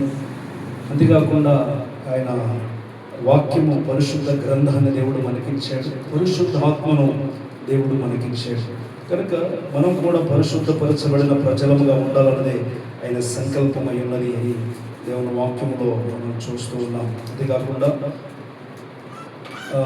పరిశుద్ధమైన పిలుపుతో పిలిచి మనందరూ కూడా పరిశుద్ధులుగా, నిర్దోషులుగా తన ఎదుట ఉండాలన్నదే దేవుని సంకల్పం. తర్వాత సమస్త ప్రవర్తన యందు మనం పరిశుద్ధులమై ఉండాలి. పరిశుద్ధులము మన ప్రవర్తన అంతట్లో కనబడాలి. అంతేకాకుండా మన భక్తిలో పరిశుద్ధత కనబడాలి. పరిశుద్ధమైన భక్తి. ఈ రోజున భక్తి కలుషితమైపోయింది. పైకి మాత్రమే భక్తి గల వారిలా కనబడుతున్నారు, కానీ దాని శక్తిని ఆశ్రయించిన వారుగా ఉన్నారు. కనుక దేవుడు పరిశుద్ధుడు. మనం కూడా పరిశుద్ధంగా పిలువబడ్డాం. పరిశుద్ధులు అవుట కొరకే పిలువబడ్డాం. అపవిత్రులుగా మనము చీకట్లో ఉన్న మనల్ని దేవుడు పిలిచి క్రీస్తు రక్తం చేత మనల్ని పవిత్రులుగా పరిశుద్ధులుగా చేశాడు. కనుక పరిశుద్ధతను కాపాడుకోవటం చాలా ముఖ్యమైనది అని దేవుని వాక్యం చెప్తుంది. రెండవది మన ప్రవర్తన అంతటి కూడా పరిశుద్ధత అవసరము. పరిశుద్ధ ప్రవర్తన గల వారమై మన ప్రవర్తన సమస్త ప్రవర్తన యందు అంటాడు పేతురు రాసిన పత్రిక మొదటి పత్రిక 3వ అధ్యాయంలో సమస్త ప్రవర్తన యందు మనం పరిశుద్ధులై ఉండుడి అన్నమాట. పరిశుద్ధత కలిగి మనం ఉండాలి. తర్వాత భక్తి విషయంలో కూడా పరిశుద్ధులమై ఉండాలి. పరిశుద్ధులకి, భక్తి గల వారికి దేవుని రాజ్యం. కనుక ఇటువంటి తొనకక, అవిశ్వాసులైపోక, కనుక భక్తిహీనులైపోక, ఈ రోజున భక్తి ఎక్కువైతున్న కొలది భక్తిహీనులైపోతున్నారు, బుద్ధిహీనులైపోతున్నారు. దేవుని బిడ్డలారా, భక్తి పవిత్రమైన భక్తి, నిష్కలంకమైన భక్తి దేవుడు మెచ్చే భక్తి. ఎంత భక్తి చేస్తే దేవునికి అంత దగ్గర అవుతాం. భక్తి చేస్తే దేవునికి దగ్గర అవుతాం. అర్థమవుతుంది కదా. భక్తి దేవుని సన్నిధానమునకు మనం తీసుకొని వస్తుంది. భక్తి లేకపోతే దేవుని సన్నిధికి రాలేము. భక్తి లేకపోతే దేవుని ఆరాధించలేము. భక్తి లేకపోతే దేవుని మీద ప్రేమ ఉండదు. భక్తి లేకపోతే మన జీవితం క్రమంగా ఉండదు. కనుక దేవుని దీవెనలు పొందవు. కనుక పరిశుద్ధమైన భక్తి కలిగి మనం ఉండాలని, పరిశుద్ధతను కాపాడుకున్నటే ప్రాముఖ్యమైనది. పత్రికలో భక్తులు రాస్తాడు, మీ ఘటములను పరిశుద్ధమైన ఘటములుగా కాపాడుకోండి. ఘటములు అంటే కొండను ఎంత జాగ్రత్తగా మనం కాపాడుకుంటాం.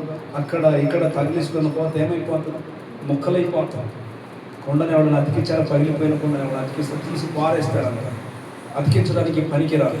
కనుక మన హృదయాన్ని కూడా, మన జీవితాన్ని కూడా ఆ కొండలాగా, ఘటములాగా పరిశుద్ధంగా కాపాడుకోవాలి. పరిశుద్ధత కలిగి ఉండటమే ప్రాముఖ్యము అంటాడు. పరిశుద్ధమైన జీవితమే ప్రతి వ్యక్తి, ప్రతి క్రైస్తవునికి ప్రధానమైనది ఏంటి అంటే పరిశుద్ధత అనే మాట మనం చూస్తాం. అంతేకాకుండా ప్రతి క్రైస్తవులు కూడా అది ప్రాముఖ్యమని గ్రహించి, పరిశుద్ధతయే మనం బ్రతకాల్సింది, పరిశుద్ధత అదే ప్రాముఖ్యమైనదని ఎరిగి ఆ జీవితాన్ని మనం కొనసాగించాలి. చాలాసార్లు మనం ఏం చేస్తామంటే పరిశుద్ధతను వదిలిపెట్టేస్తాం, పవిత్రతను వదిలిపెట్టేస్తాం, నీతిని వదిలిపెట్టేస్తాం. దుష్కార్యాలు చేయడానికి, అపవిత్రతలోనికి వెళ్ళడానికి లోకంలో దిగజారిపోతున్నాం. దేవుని బిడ్డలారా, పరిశుద్ధత అనేది దేవుడి నుంచి మనకు ఆస్వాదించబడింది. బైబిల్ వాక్యం బోధించి నీతిమంతుడు లేడు, ఒక్కడు కూడా లేడు, పరిశుద్ధుడు భూమి మీద లేడు. కానీ దేవుడు పరమాత్ముడు ఆయన మన కొరకు శరీరాకారం ధరించుకొని పరిశుద్ధుడుగాను, నిర్దోషుడుగాను, నిష్కలంకుడుగాను ఈ లోకంలో జన్మించి మన పాపమును పోగొట్టి దేవుని పోలికలో మరలా మనల్ని పరిశుద్ధపరచడం కొరకు ఈ లోకానికి వచ్చాడు. ఇంకా ఒక మాట చెప్పాలంటే దేవుని ద్వారానే మనం పరిశుద్ధపరచబడ్డాం. మన క్రియల మూలముగా ఏ మనుషుడు నీతిమంతుడని తీర్పు తీర్చబడడు. మన క్రియలు దేవుని దృష్టికి మురికి గుడ్డల్లాంటివి కదా. క్రియల వలన ఏ మనుషుడు నీతిమంతుడు చేయబడడు. వాక్యం చెప్తుంది. కీర్తన 32వ కీర్తన పోయిన భాగంలో మనం చదువుకున్నాం కదా. పాపములకు పరిహారం నొందిన వాడే ధన్యుడు, తన అతిక్రమాలకు పరిహారం ప్రాయశ్చిత్తం నొందిన వాడే ధన్యుడు, పాప క్షమాపణ పొందినవాడు ధన్యుడు. మరి ఆ పాప క్షమాపణ ఎవరిస్తారు అంటే ఈ లోకంలో ఎవరివ్వరు, ఎంత డబ్బులు పెట్టిన దొరకాలి. కానీ ఉచితముగా యేసుక్రీస్తునందు విశ్వాసం ఉంచడం ద్వారా మనకు పాప క్షమాపణ, పరిశుద్ధత, నీతి మనకు కలిగింది అని దేవుని వాక్యం సెలవిస్తూ ఉంది. ఒకసారి మనం చూస్తే రోమపత్రిక 3వ అధ్యాయం, అల్లరి చేయకునైనా పెట్టి రోమపత్రిక 3వ అధ్యాయం 22-24 వచ్చిన చూడండి ఒకసారి. అది యేసుక్రీస్తునందలి విశ్వాసం మూలమైనదై నమ్ము వారందరికీ కలుగు దేవుని నీతి అయి ఉన్నది. పరిశుద్ధత అనేది యేసునందలి విశ్వాసము ద్వారా అది అనుగ్రహించబడుతుంది. అది దేవుని నీతిగా ఎంచబడింది అని వాక్యం చెప్తుంది. అందరూ పాపం చేశారు, పొందలేకపోతున్నారు. చూడండి, కాబట్టి నమ్మవారు ఆయన కృప చేతనే క్రీస్తునందలి విమోచనను ఉచితముగా అట్లా డబ్బులు పెట్టా ఉచితముగా. ఈ పరిశుద్ధత, ఈ నీతి ఎలా దొరుకుతుందంటే ఉచితముగా క్రీస్తునందు విశ్వాసం నుంచి నమ్ముట వలన నమ్ము ప్రతి వానికి ఆయన దేవుని నీతిని మనకు అనుగ్రహిస్తున్నాడు. కనుక పరిశుద్ధత ప్రాముఖ్యమైనది, పరిశుద్ధత ప్రధానమైనది. పరిశుద్ధుల అగుట కొరకే దేవుడు మనల్ని పిలిచాడు. పరిశుద్ధ జీవితాన్ని గడపడమే క్రైస్తవునికి ప్రాముఖ్యమైనది. గుర్తుపెట్టుకోండి. ఈ దినం మనం నేర్చుకోవాల్సిన విషయం ఏంటంటే, ఒకవేళ పరిశుద్ధులుగా బ్రతికితే మనకు కలిగే ఆశీర్వాదాలు ఏంటి? పాపం చేస్తే నరకం, పాపం చేస్తే మరణం, పాపం చేస్తే శిక్ష, పాపం చేస్తే కదా దేవుడి నుంచి ఎడబాసిపోతాం. మరి పరిశుద్ధంగా బ్రతికితే ఏంటి ఆశీర్వాదం, ఏంటి ప్రయోజనం? పరిశుద్ధులు అవడం వరకు దేవుడు పిలిచాడు. సమస్త ప్రవర్తన ఎందు మన పరిశుద్ధులుగా ఉండాలా. మన భక్తి నిష్కలంకమైనదై ఉండాలా, నిర్దోషమైనదై ఉండాలా. మనం దేవుని ఎదుట మనం పరిశుద్ధులుగా ఉండటం కొరకే క్రీస్తు మన కొరకు ఆయన తను తాను అర్పించుకున్నాడు. ఎఫెసీ పత్రిక 5వ అధ్యాయం 27వ వచనం కూడా ఒకసారి చదవండి ఆ మాట. ఎఫెసీ పత్రిక 5వ అధ్యాయం 27వ వచనం. పురుషులారా అటువలే క్రీస్తు కూడా చూడండి సంఘమును ప్రేమించి అది కలంకమైనను ముడతలైనను చూడండి పరిశుద్ధమైనది గాను నిర్దోషమైనది గాను మహిమగల సంఘముగా ఆయన తను నిలబెట్టుకున్న వాళ్ళని వాక్యమైన నీళ్ల చేత ఉదక స్నానం చేయించి పవిత్రపరిచి తను తానే అప్పగించుకున్నాడు. వాక్యం చేత పరిశుద్ధపరుస్తున్నాడు. క్రీస్తు రక్తం చేత పరిశుద్ధపరచబడుతున్నాను. దేవుని బిడ్డారా, పరిశుద్ధపరచబడుట కొరకే దేవుడు తన్ను తాను అప్పగించుకున్నాడు. దేవుడు వాక్యం సెలవిస్తాం. మరి పరిశుద్ధత కలిగితే ఏంటి ఆశీర్వాదం? పరిశుద్ధత కలిగితే ఏంటి ప్రయోజనం మనం ఆలోచన చేస్తే, ఒకటి మత్తయి సువార్త 5వ అధ్యాయం 8వ వచనం ప్రకారం చూస్తే, హృదయ శుద్ధి గలవారు చదవండి త్వరగా, వారు దేవుని చూస్తారు. ఈ పరిశుద్ధత, శుద్ధత లేకపోతే పరిశుద్ధత అనేది పైకి మాత్రం చేసుకునేది కాదు. హృదయాన్ని శుద్ధి చేసుకోవాలి, హృదయంలో ఉన్న కల్మషాన్ని తీసేసుకోవాలి, అపవిత్రతను తీసేసుకోవాలి, పాపమును పోగొట్టుకోవాలి, పరిహారమును ఉండాలి, పాపక్షమాపణ అనుభవం రావాలి, హృదయం శుద్ధి చేయబడాలా. దేవుడు పైరూపాలను చూడడు, హృదయం అంతరంగాన్ని చూస్తాడు. బయటికి తెల్ల బట్టలేసి, బయటికి చాలా రంగులేసి, చాలా చాలా ఆర్భాటంగా తయారైతే లోపలంతా కల్పిషం అంటే ఎలా ఉంటుంది, లోపలంతా పాపం అంటే ఎలా ఉంటుంది? దేవుడు అది కోరుకోవట్లేదు. ఇప్పుడు దేవుని బిడ్డ, నువ్వు నల్లగున్నావా, తెల్లగున్నావా, ఎట్లా ఉన్నావా, పొట్టుకున్నావా, పొడుగున్నావా కాదు, కానీ దేవుడు నీ హృదయాన్ని శుద్ధీకరించి. అందుకే దావీదు అంటాడు, దేవా నా యందు శుద్ధ హృదయం కలగజేయి, హిమము కంటే తెల్లగా హిస్సోపుతో నా పాపం పోవునట్టు నన్ను కడుగో.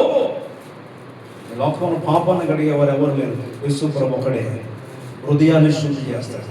శుద్ధి చేయబడితేనే పరిశుద్ధతలో కలిగే భాగ్యం ఏంటి అంటే, పరిశుద్ధతలో వచ్చే ఆ ఆశీర్వాదం ఏంటి? మొట్టమొదటి ఆశీర్వాదం అంటే తిమోతికి రాసిన 2వ పత్రిక 2వ అధ్యాయంలో రాస్తాడు, ఏ మనుషుడు ఎన్నడూ దేవుని చూడలేదు ఎప్పుడు.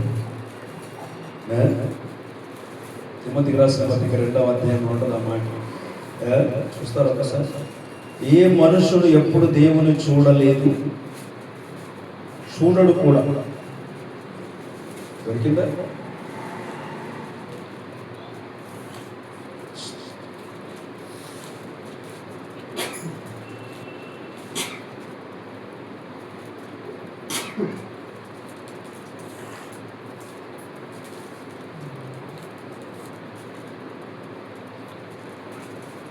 దొరకలేదా?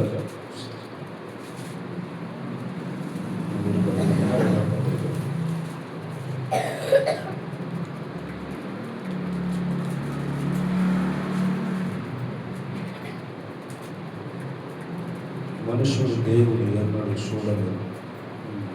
6వ అధ్యాయం మొదటి తిమోతి పత్రిక 6వ అధ్యాయం 16వ వచనం చూడండి. సమీపరం తేజస్సులో ఆయన మాత్రమే వసించును, అమరత్వం గల వాడై ఉన్నాడు. మనుషులలో ఎవడును ఆయనను చూడలేదు, ఘనతయు శాశ్వతమైన ప్రభావం కలిగి ఉండును గాక. ఏ మనుషుడు ఎన్నడూ దేవుని చూస్తే మాడిపోతాం.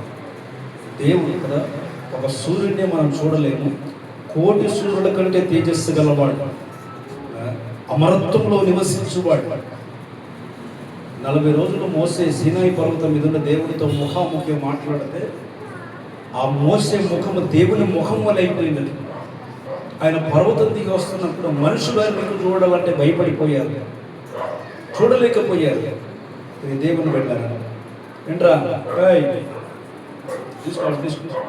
దేవుడికి స్తోత్రం కలుగును గాక. కనుక ఎప్పుడు ఎవరిని చూడలేదు. ఒకవేళ మనం దేవుని చూడాలి అంటే వాక్యం అంటుంది, శుద్ధ హృదయం, పరిశుద్ధత వలన మనం దేవుని చూస్తాం. దేవుని చూసే భాగ్యం అదే మొదటి పత్రిక, యోహాను మొదటి పత్రిక 3వ అధ్యాయం 1వ వచనం చూడండి ఒకసారి. మనం దేవుని పిల్లలమని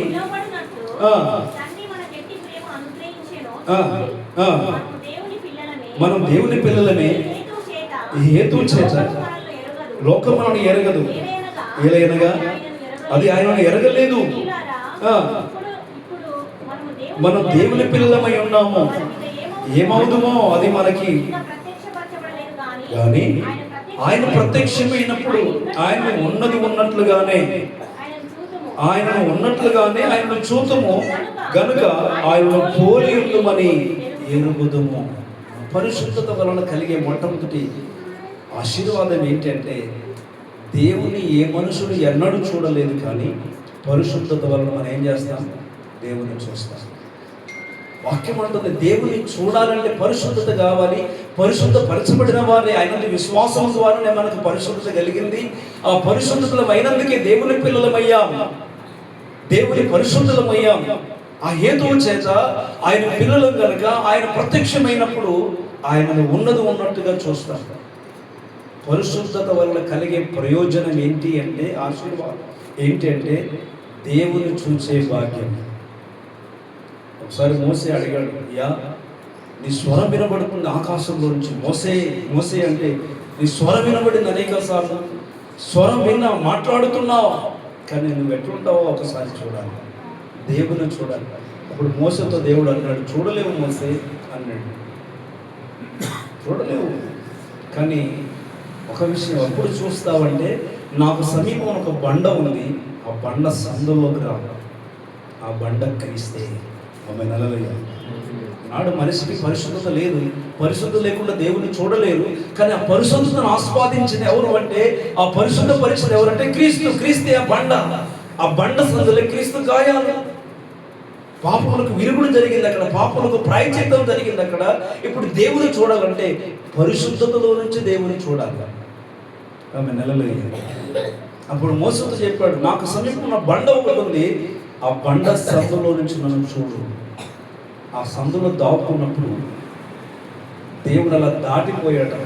ఆ నీడను చూసి మోసే, నేను దేవుని చూసి బ్రతికితిని అంటాడు. ఆమె నెలలయ్యా ప్రకటన గ్రంథం రాస్తున్నప్పుడు యోహాను పద్మాస దీవిలో పడవేయబడ్డాడు. అంతకుముందు బాగా సెలమల కాగుతున్న నూనెలో వేశారు. క్రీస్తును ప్రకటిస్తున్నాను, క్రీస్తు కొరకు బ్రతుకుతున్నాను. ఆయన నూనె వేసిన కాలిపోలే, ఇక తిప్పలు పడ్డాడు ఆయన చంపడానికి. అరే ఇలా కాదని చెప్పేసి ఏ మనుషులు లేని చోట వేయాలని చుట్టూ నీళ్లు, చిన్న ద్వీపం లాంటి ఒక భూభాగం ఉంటుంది, సముద్రం చుట్టూ నీళ్లు ఉంటాయి, అక్కడ విషపూరితమైన జంతువులు ఉంటాయి. అలాంటి పద్మాసు దీవిలో యోహాను వదిలిపెట్టేసి, ఆహారం లేదు, తిండి లేదు, నీళ్ళు లేవు, అంటే చుట్టూ నీళ్ళు ఉన్నప్పుడు ఇది ఏం తాగుతాడు, ఇంకా విషపూరితమైన పురుగులు కలిసి చనిపోతాడు. అలాంటి భయంకరమైన హింసలో ఉన్నప్పుడు అక్కడ పడేసినప్పుడు అప్పుడు దైవ ప్రత్యక్షత కలిగింది యోహానుకి. ప్రియుడైన యోహాను పద్మాసులో ప్రియమైన యేసుని స్వరూపము. ప్రియుడైన యోహాను పద్మాసులో ప్రియమైన యేసుని స్వరూపము. ప్రియమార చూచి బహుధన్యుడాయి, ప్రియ ప్రభు నన్ను చూడనిమ్ము. ప్రభు యేసు నా రక్షక, నొసగు కన్నులు నాకు నిరతము నిన్ను చూడా. దేవుని పిల్లలకు ఉండాల్సిన ఆకాంక్ష ఏంటంటే దేవుని చూడాలి, దేవుని చూడాలి.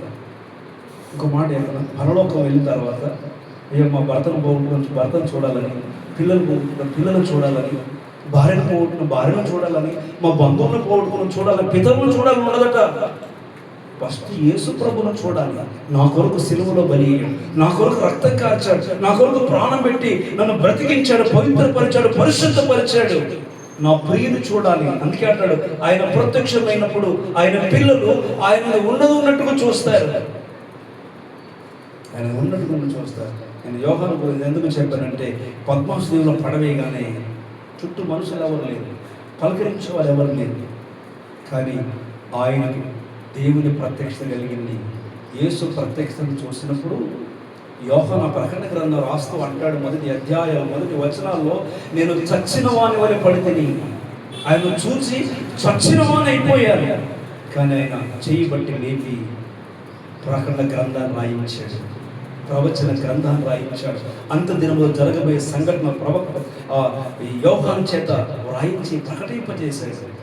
దేవుని బిడ్డారు, అక్కడ దేవుని ప్రత్యక్ష చూసినప్పుడు చచ్చిన వాని వలె మళ్ళా దేవుడు లేపితే కానీ ఆయన స్వరం వినలేకపోయాడు. ఆయన చూసిన సాదృశ్యాన్ని అక్కడ వర్ణిస్తాడు. అక్కడ ఎలా ఉన్నాడో ఆయన కనబడిన వ్యక్తి అనే విషయాన్ని ఆ ప్రకటన గ్రంథం మొదటి అధ్యాయంలో వర్ణిస్తాడు. మీరు తర్వాత చదువుకోండి. సొలం ఇది కూడా వర్ణిస్తుంది, నా ప్రియుడు ధవలవర్ణుడు, రత్నవర్ణుడు, 10,000 మందిలో అతికాంక్షణీయుడు, ధవలవర్ణుడు, సుందరుడు, 10,000లో గుర్తించగల దేవుడు ఆయన నా ప్రియుడు. అర్థమవుతుంది కదా నేను చెప్పమాటకు? అర్థమవుతుందా? పరిశుద్ధత వలన కలిగే మొట్టమొదటి ఆశీర్వాదం ఏంటంటే దేవుని చూసే భాగ్యం. ఏమనుకో, చాలామంది దేవుని దర్శనానికి వెళ్తారు, దేవుడు ఏం కనబడతాడమ్మా?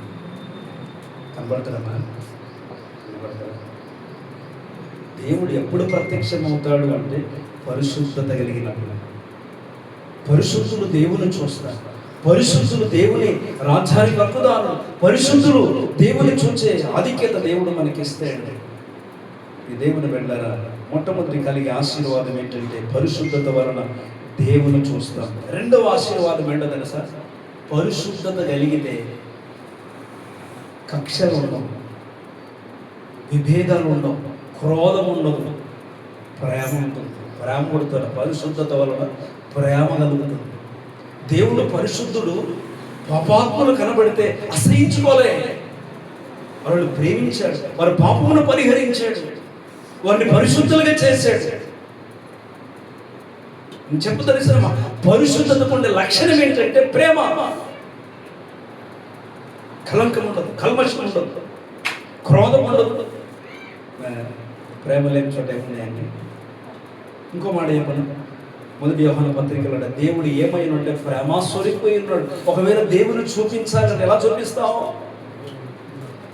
ఆకారం చూపిస్తావు, రూపాన్ని చూపిస్తావు. ఆయన ఎలా ప్రేమించాడో, మన కొరకు ఎలా ప్రాణం పెట్టాడో, మనం కూడా ప్రాణం పెట్టబద్దలమై ఉన్నాం. మనం కూడా ప్రేమించాలి.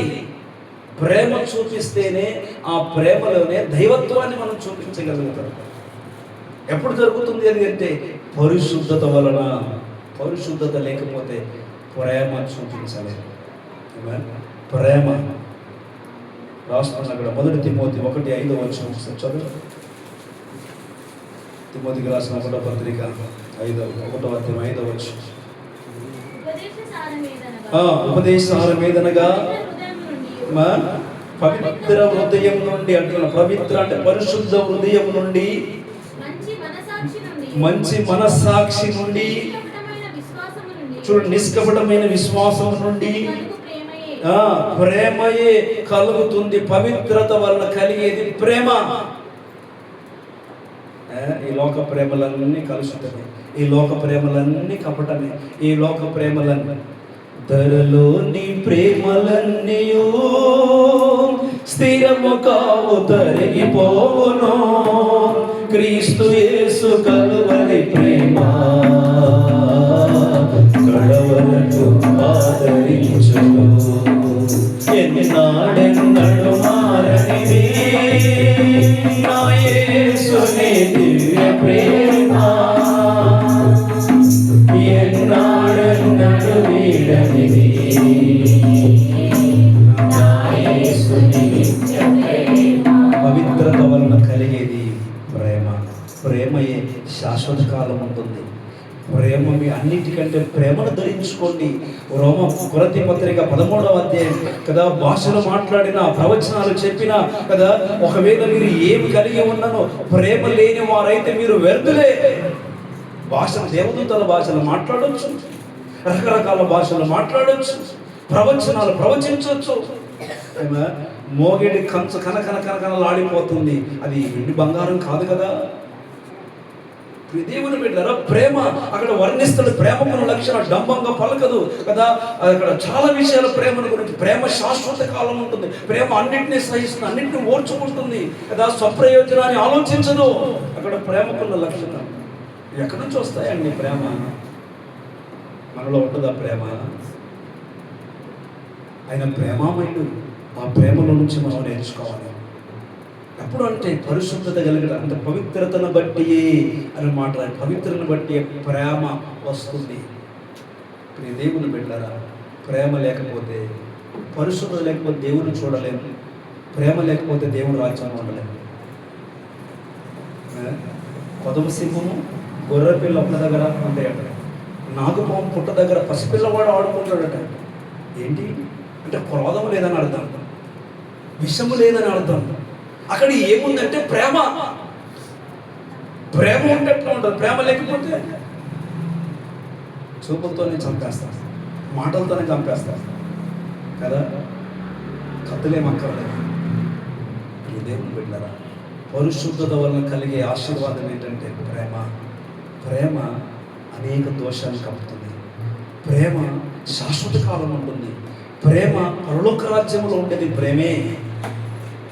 ఈ ప్రేమను మనం ఆస్వాదించకపోతే పరలోకంలో కక్షలు, భేదాలు, గొడవలు, సమస్యలు ఇవన్నీ పెట్టుకుంటే పరలోకం వెళ్తామా? చూద్దామమ్మా. ఒకటి దేవుని చూస్తాం పరిశుద్ధతను బట్టి, రెండవది ప్రేమ మనలో పుడుతుంది. ప్రేమ, మనం ఎంత ప్రేమ గలవారమైతే అంత దేవునికి ఇష్టమవుతాం. మనం ఎంత ప్రేమ గలవారమైతే దేవుడు మన ఎందుకు ప్రత్యక్షమవుతాడు. మీరు దేవుని పెట్టారా? ప్రేమ చూపినప్పుడే దేవుడు ప్రేమాస్వరూపై ఉన్నాడు. మనం దేవుని ఎలా చూపించగలమంటే ప్రేమ ద్వారా చూపించగలం. ఈ రోజున అలా చూపించట్లేదు. దేవుని చూపిస్తలేము, లోకాన్ని చూపిస్తున్నాను, అపవాదిని చూపిస్తున్నాను. ఇది దేవుని వెళ్ళాను. పరిశుద్ధత వలన కలిగే ప్రయోజనం ప్రేమ. ఇంకో మాట చెప్పి నేను ముగిస్తాను. ఇంకా 2-3 మాటలు ఉన్నాయి, వచ్చేవారం చెప్తున్నాను. పరిశుద్ధమైన పాత్రనే వాడుకుంటాడు యజమానుడు. తిమోతికి 2వ పత్రిక 2వ అధ్యాయం 20-21 వర్షంలో అనేకమైన పాత్రలు ఒక ఇంట్లో ఉన్నాయి. ఘనమైన ఉన్నాయి, ఘనహీనమైన ఉన్నాయి. వెండి బంగారు పాత్రలు ఉన్నాయి, రాతి కర్ర పాత్రలు ఉన్నాయి. అక్కడ అంటాడు, వీటిలో మీరు చేరొద్దు. బంగారు పాత్రలో, వెండి పాత్రలు ఏం చేస్తారు? అటక మీద పెడతారు, షోకేస్లో పెడతారు. అవి పనికిరావు. ఇప్పుడు బంగారు పాత్రలు ఉన్నాయమ్మా గౌరీ, ఎండి పాత్రలో, కర్ర పాత్రలో, రాగి పాత్రలో అవి మెరవడానికే, అవి శోపటం అంతే, అవి పనికిరావు. వాక్యం అంటుంది వీటిలో చేరక ఏం చేసుకున్నాడా? పవిత్రత, తన్ను తాను పవిత్రపరుచుకొని యజమానుడు వాడుకోవడానికి అర్హమైన ప్రతి సత్కార్యానికి వాడుకున్నట్లు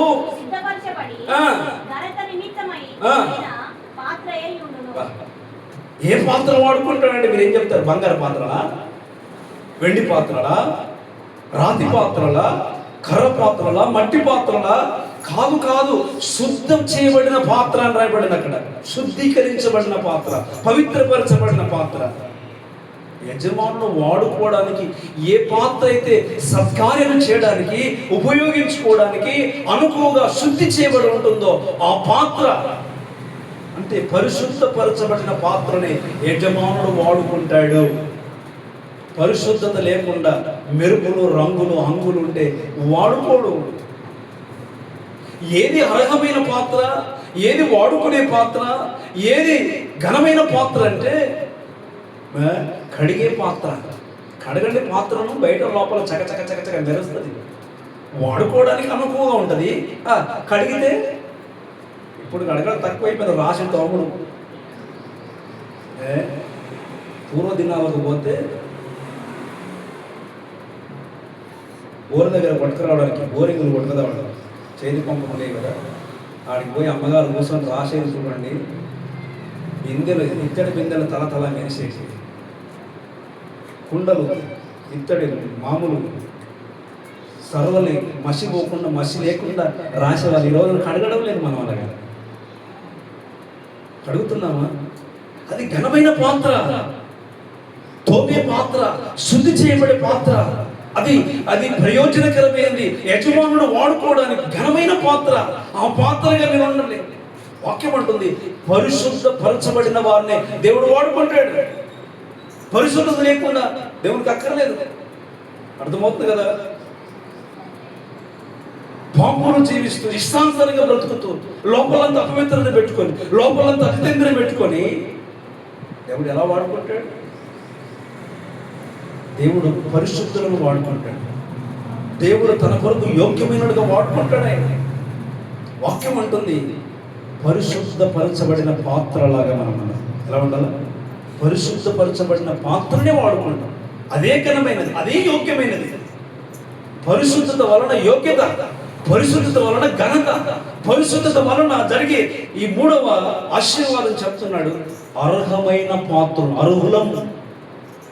పరిశుద్ధత లేకపోతే పరలోకాలకు అర్హత ఏంటి? నీకు అర్హత ఏంటి? పరలోకం వెళ్ళాలంటే నీకు అర్హత ఏంటి? శుద్ధత, పరిశుద్ధత. పరిశుద్ధపరచబడటం వలన దేవుని ఇంటికి వారసుల హక్కుదారులు. ఈరోజు చాలా కంపెనీలో బయోమెట్రిక్ వచ్చాయి, తొంబెట్టాలి. కొన్నింటికి పేజ్ చూపించాలి. అంతకుముందు కార్డు ఇచ్చేది, ఒక కార్డు ఉండేది. ఆ కార్డు జేబులో ఉంటే డోర్ ఓపెన్ అయితే, లేకపోతే మరి పరలోకానికి ఎంటర్ అయినప్పుడు మనం డోర్ ఓపెన్ కావాలంటే పరిశుద్ధత, లేకపోతే డోర్ ఓపెన్ కాదు. నువ్వు అర్హమైన వాడుగా, అర్హత నీకు దానికి ఆ రాజ్యానికి అర్హత సంపాదించుకోవాలంటే నీకు శుద్ధ హృదయం కావాలి. శుద్ధ వాక్యం చెప్తుంది, నువ్వు శుద్ధీకరించబడాలి, పరిశుద్ధపరచబడాలా, అర్హుడుగా ఉండాలా, యోగ్యుడిగా ఉండాలా. యజమానుడు వాడుకుంటాడు, అప్పుడు యజమానుడికి పనికి వస్తావు, లేకపోతే పనికి. దేవుని వాక్యం చెప్తే శుద్ధ హృదయం వలన లేదా శుద్ధీకరించబడ పరిశుద్ధత వలన కలిగేది, పరిశుద్ధ దేవుని వలన కలుగుతుంది. ప్రతి క్రైస్తవునికి ప్రధానమైనది పరిశుద్ధత, ప్రాముఖ్యమైనది అని మన జీవితాన్ని గడపాలి పరిశుద్ధతలో. పరిశుద్ధత వలన దేవుని చూసే భాగ్యం, పరిశుద్ధత వలన రెండవది ప్రేమ కలిగి ప్రేమలో జీవించే తత్వం, ప్రేమ తత్వాన్ని దేవుని చూపించగలుగుతాం. మూడవది పరిశుద్ధత వలన దేవుడు వాడుకుంటాడు. యజమానునికి యోగ్యులుగా మనం అంటాం, తండ్రికి ఇష్టలుగా మనం అంటాం, దేవుని ఇంటికి వారసులు అవుతాం. పరిశుద్ధత లేకపోతే నో ఓపెన్ గేట్స్. యోగ్యులం కాదు, అర్హులము కాదు. ఆయన మనల్ని అర్హులుగా చేశాడు. ప్రార్థన చేసుకున్నాం, అందరూ లేచి పడతాం.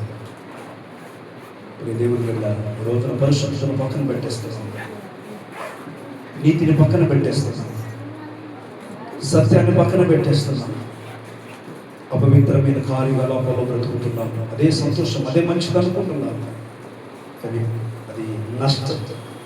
అది మనల్ని భంగపరుస్తుంది, మన ఆత్మకు నష్టం. దేవుని ప్రజలుగా దేవుని బిడ్డరా, దేవుని వాక్యం సడలిస్తుంది. పరిశుద్ధపరచబడుటే గొప్ప ఆధిక్యత. పరిశుద్ధత వలన కలిగే, పరిశుద్ధంగా జీవిస్తే కలిగే ఆశీర్వాదం. మొదటిది దేవుని చూస్తాం, రెండవది ప్రేమ కలిగి బ్రతుకుతాం, మూడవది అర్హుడుగా ఉంటావు. యోగ్యత నీకు లభిస్తుంది. యజమానుల చేతిలో వాడుకునే పాత్ర, ఘనమైన పాత్ర. లేకపోతే ఎందుకు పనికిరావు? మనం ఎవరు లెక్క చేయరు మనల్ని. దేవుని బిడ్డరా, మనల్ని ఎన్నుకున్నది ఎందుకంటే, మనల్ని ఏర్పరచుకున్నది ఎందుకంటే ఘనమైన పాత్రలుగా చేయడానికి, గొప్పవారిగా చేయడం కొరకే. శుద్ధ పరిశుద్ధత వల్ల కలిగే ఆశీర్వాదం. మనం ఒక నిమిషం ప్రార్థన చేసుకుంటాం. దేవా, మనం ఎలా ఉన్నాం ఈ రోజున? దేవుని చూస్తున్నావా? దేవుని మరిచిపోతున్నావా?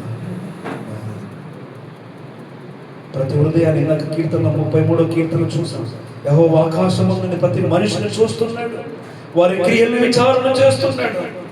ఆయన చూస్తున్నాడు నీలో పరిశుద్ధత ఎంత ఉంది, పవిత్రత ఎంత ఉంది, అపవిత్రత ఎంత ఉందో నీ హృదయ అంతరంగాలను చూస్తున్నాడు. ఆయన పరిశుద్ధపరచుకోవడం కొరకే యేసు రక్తం చిందించబడింది. ఆయన మన కొరకు వచ్చాడు. నీవు నేను దేవుని చూడాలని, దేవుని నీతిగా చేయబడాలని. పరిశుద్ధత పోగొట్టుకుంటే ఎలాగా? వాక్యం ఉంటుంది, పాపం చేసేవాడు దేవుని సన్నిధిలో ఉండలేడు, పాపం చేసేవాడు స్వతంత్రంగా ఉండలేడు, పాపం చేసేవాడు పరిశుద్ధంగా బ్రతకలేడు. పాపమాన్ని మరణానికి అప్పగిస్తుంది, భయం పెడుతుంది, భయం వస్తుంది, వానుల్లో కలవరం మొదలవుతుంది. పాపం దేవునికి అందనంత ఎడబాటు చేస్తుంది, అదే మరణం. పాపంతో పరిశుద్ధత పోతూ, పరిశుద్ధత దేవుని చూసే భాగ్యం, దేవుని చూడాలి. అదే మన అభిలాష, మన ఆకాంక్ష, మన జీవిత గమ్యం, గోల్. ప్రార్థన చేసుకుని అందరూ కూడా ప్రభువా సహాయించండి. పరిశుద్ధత మాకు దయచేయి. నేను చూచే కన్నులు, నేను చూచే భాగ్యం, నేను చూచే ధన్యత మాకు దయచేయి. నీ ముఖ దర్శనం మాకు చాలు. దయనా సహాయించండి. నీ ప్రేమ మాలో పరిపూర్ణం కావాలి. పరిశుద్ధతను బట్టి మాకు ప్రేమ కలుగుతుందని మాకు నేర్పించిన మాటను బట్టి, పరిశుద్ధతను బట్టి మేము అర్హమైన పాత్రగా చేయబడతాం, యోగ్యులుగా చేయబడతామని మాతో మాట్లాడు తండ్రి.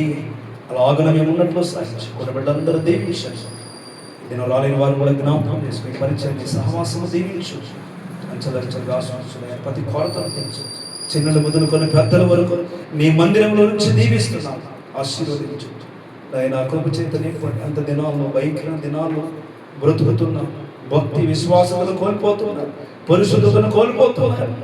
నీ సన్నిధికి దూరం అవుతున్న బిడ్డలందరికీ జ్ఞాపకం చేసుకొని నడిపించి సహాయం చేసి నేను దీవెన చేత నింపమని ఎంతో నీ సన్నిధించిన కృతజ్ఞతలు చెల్లించి యేసునామమున ప్రార్థన చేస్తున్నాను మా తండ్రి. మన పరమ తండ్రి దేవుని ప్రేమ, యేసుక్రీస్తు కృప, పరిశుద్ధాత్మ దేవుని సహవాసం, సన్నిధి, కాపుదల, భద్రత కూడిన మనందరికీ సకల పరిశుద్ధులకు ప్రభుత్వ పర్యంతరం సదాకాలము తోడి నడిపించును గాక. అందరి చేతులెత్తి పాడబడి ముగించుకుంటాం. తండ్రి కుమార శుద్ధాత్మకును తగు స్తుతి మహిమలు కలుగాక. ఆదిని ఇప్పుడు ఎల్లప్పుడు నైనట్లు యుగములు నౌను ఆమేన్. తండ్రి కుమార శుద్ధాత్మకును తగు స్తుతి మహిమలు కలుగాక.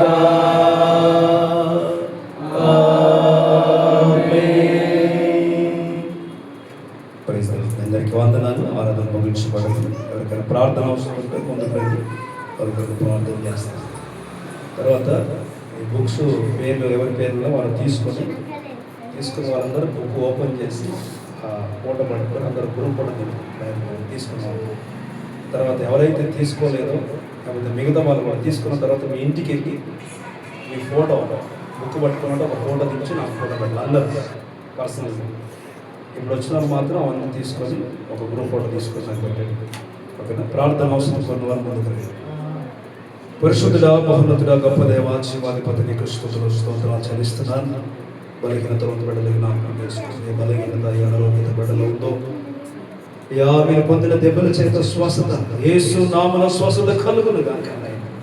ప్రతి బలహీనత, ప్రతి నొప్పి, ప్రతి ఆయాసం, ప్రతి దుష్ట సాంగత్యం ప్రభువా, ప్రతి దురాత్మ శక్తులను యేసు నామమున లయపరుస్తున్నాను. మీ శక్తిని విడుదల చేయండి. ఏ బలహీనతో బాధపడుతున్న సంపూర్ణ స్వస్థత కలుగును గాక. మేర ముగ్గురు ప్రార్థిస్తున్నాం. స్వస్థత వేరే ఆరోగ్యం ఉదయించి ఎలాంటి ఇన్ఫెక్షన్ లేకుండా మీ కృప రోజు జ్ఞాపకం స్వస్థత. ఇంకా బలహీనతలో ఉన్న బిడ్డలందరినీ జ్ఞాపకం చేసుకో, ఆరోగ్యవంతులుగా చేసి ఎంతో సంధించిన కృతజ్ఞతలు చెల్లించి యేసు నామమున ప్రార్థన చేస్తున్నాను. అందరికీ వందనాలు. నీట్గా చదివి పెట్టండి. ఆయన బిడ్డలు ఎవరు వస్తుంది